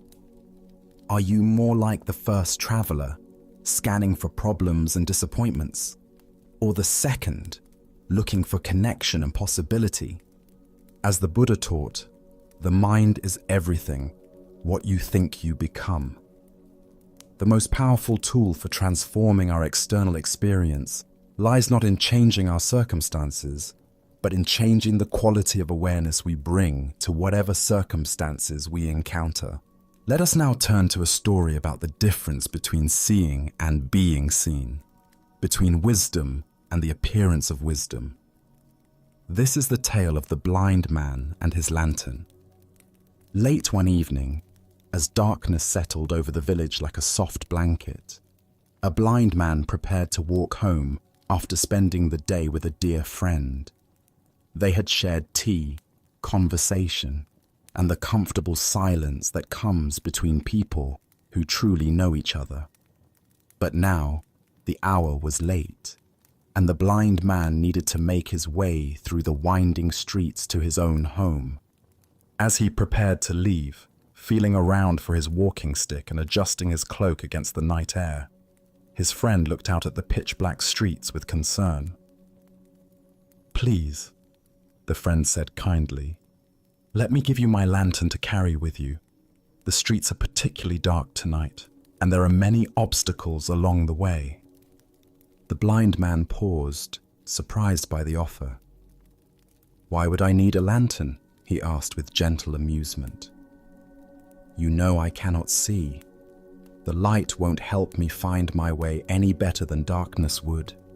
My feet know these streets, and my other senses guide me just fine." "Ah," his friend replied thoughtfully, "but perhaps the lantern isn't for you to see better. Perhaps it's so that others will see you better and won't accidentally bump into you as they hurry through the dark streets." This reasoning made perfect sense to the blind man. While he had learned to navigate the world without sight, he understood that others depended on their eyes and might not notice him in the darkness. "Of course," he said, accepting the lantern gratefully. "How thoughtful of you."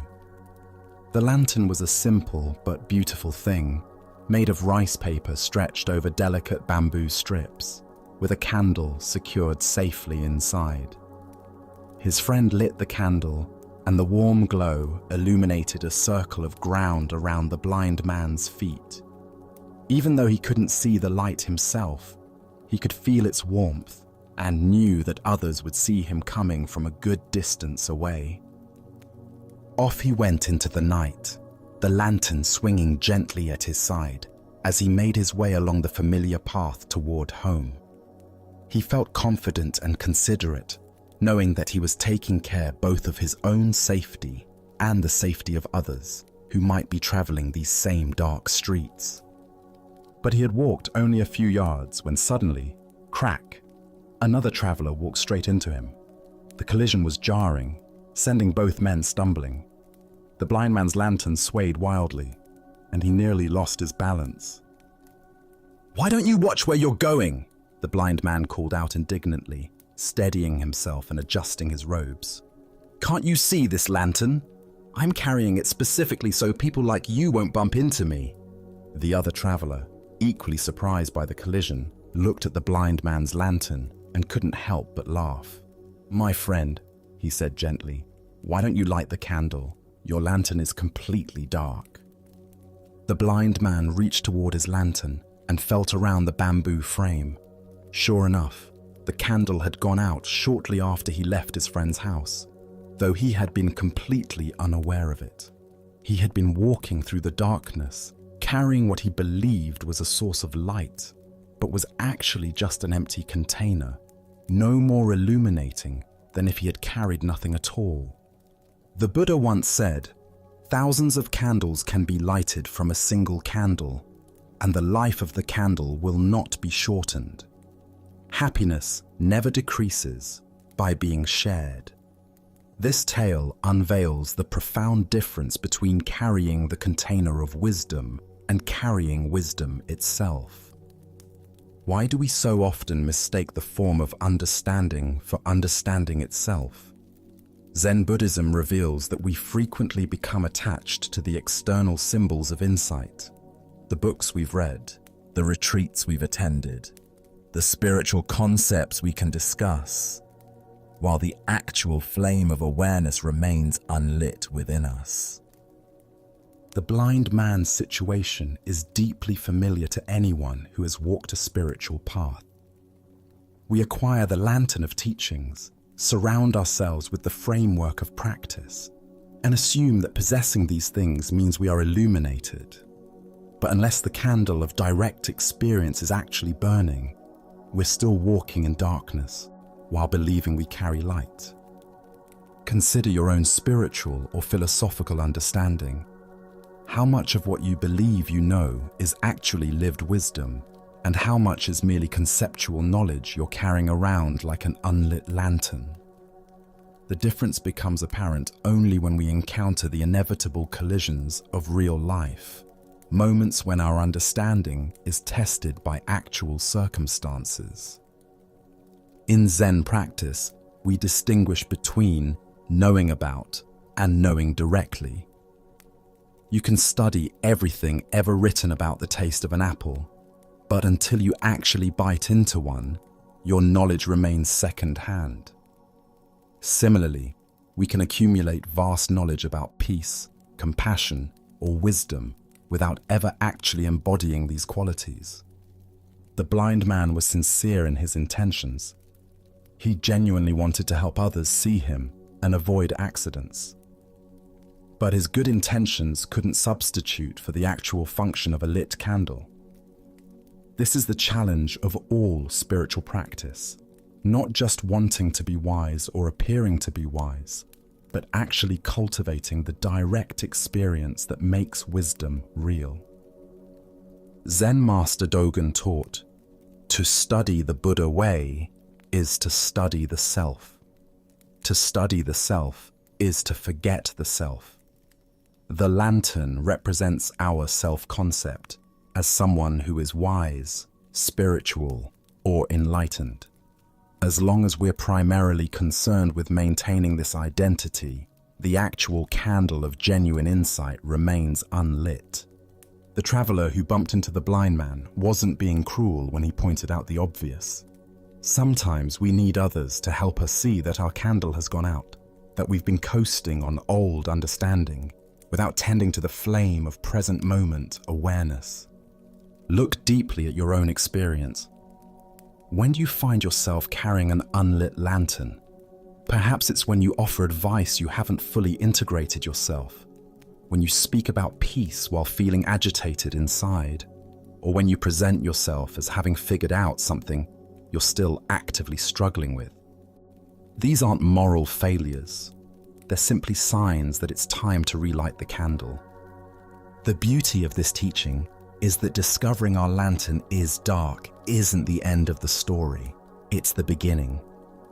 The moment we realize we've been walking in darkness while believing we carried light, we can stop, find a source of flame, and actually illuminate our path. The lantern itself isn't useless. It just needs the essential element that makes it functional. In our relationships, careers, and spiritual practices, we encounter this same dynamic repeatedly. We develop the outer forms of expertise, the vocabulary, the credentials, the appearances of mastery, but sometimes lose touch with the living essence that originally inspired us. The marriage counselor whose own relationship is struggling, the teacher who has stopped learning, the spiritual practitioner who has become rigid in their practice, all are carrying unlit lanterns.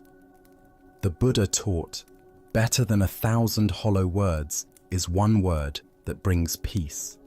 One moment of genuine presence, authentic compassion, or real understanding illuminates more than years of accumulated concepts.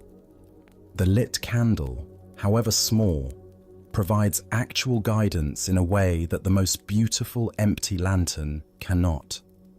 Zen practice continually asks us to check whether our candle is actually burning. Are we speaking from direct experience or from memory?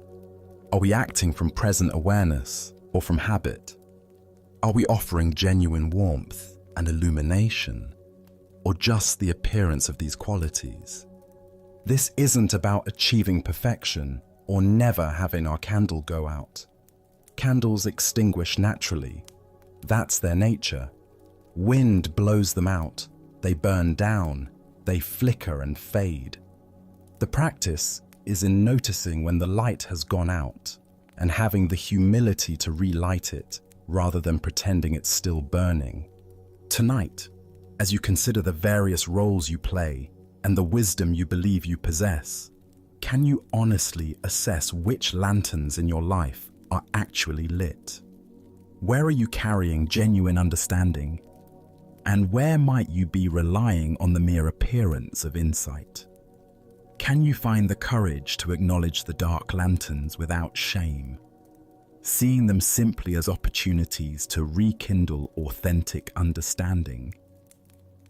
As Buddha's wisdom reminds us, 3 things cannot be long hidden: the sun, the moon, and the truth.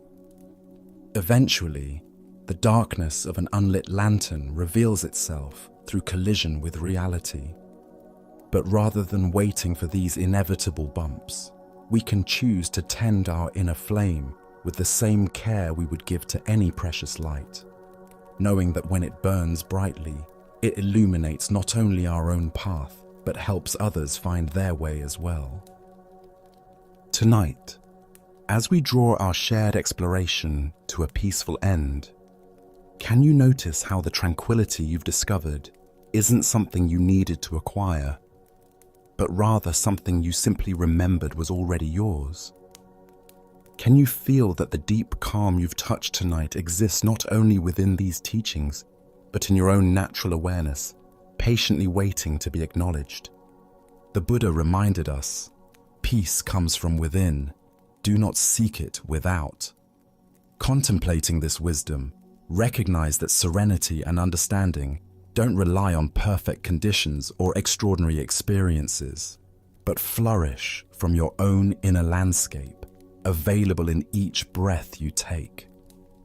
Throughout tonight's exploration, every teaching has woven together a common thread, revealing the liberating truth that struggle dissolves when we stop fighting what is. That genuine freedom flows naturally when we cease clinging to outcomes, and that lasting contentment emerges from witnessing life clearly, beyond our habitual patterns and knee-jerk responses. Even when your thoughts wander, even when tension creeps back in, the insights you've gathered tonight have taken root in the rich ground of your being, ready to nourish you whenever you need their guidance. Remember, as you settle into rest, that these timeless wisdoms have revealed not some far-off destination, but a way of inhabiting this very moment with complete presence and acceptance. In the stillness that surrounds you now, notice how profoundly your perspective has expanded, how effortlessly your breathing has deepened, and how tenderly your mind rests, unburdened and receptive. These teachings serve as gentle reminders that authentic understanding isn't concealed in remote monasteries or buried within ancient manuscripts. It radiates clearly and unmistakably through the beautiful ordinariness of conscious attention. Tonight, you've tasted that reality, a reality that emerges when we simply stop, breathe, and truly see. As you transition from this sanctuary of peace back into the rhythm of everyday life, take with you not merely the words themselves, but the profound stillness and clarity they have awakened within your own experience. May this tranquility remain your constant companion, lighting your path through both joyful and difficult times ahead. The peace you found tonight was never truly lost.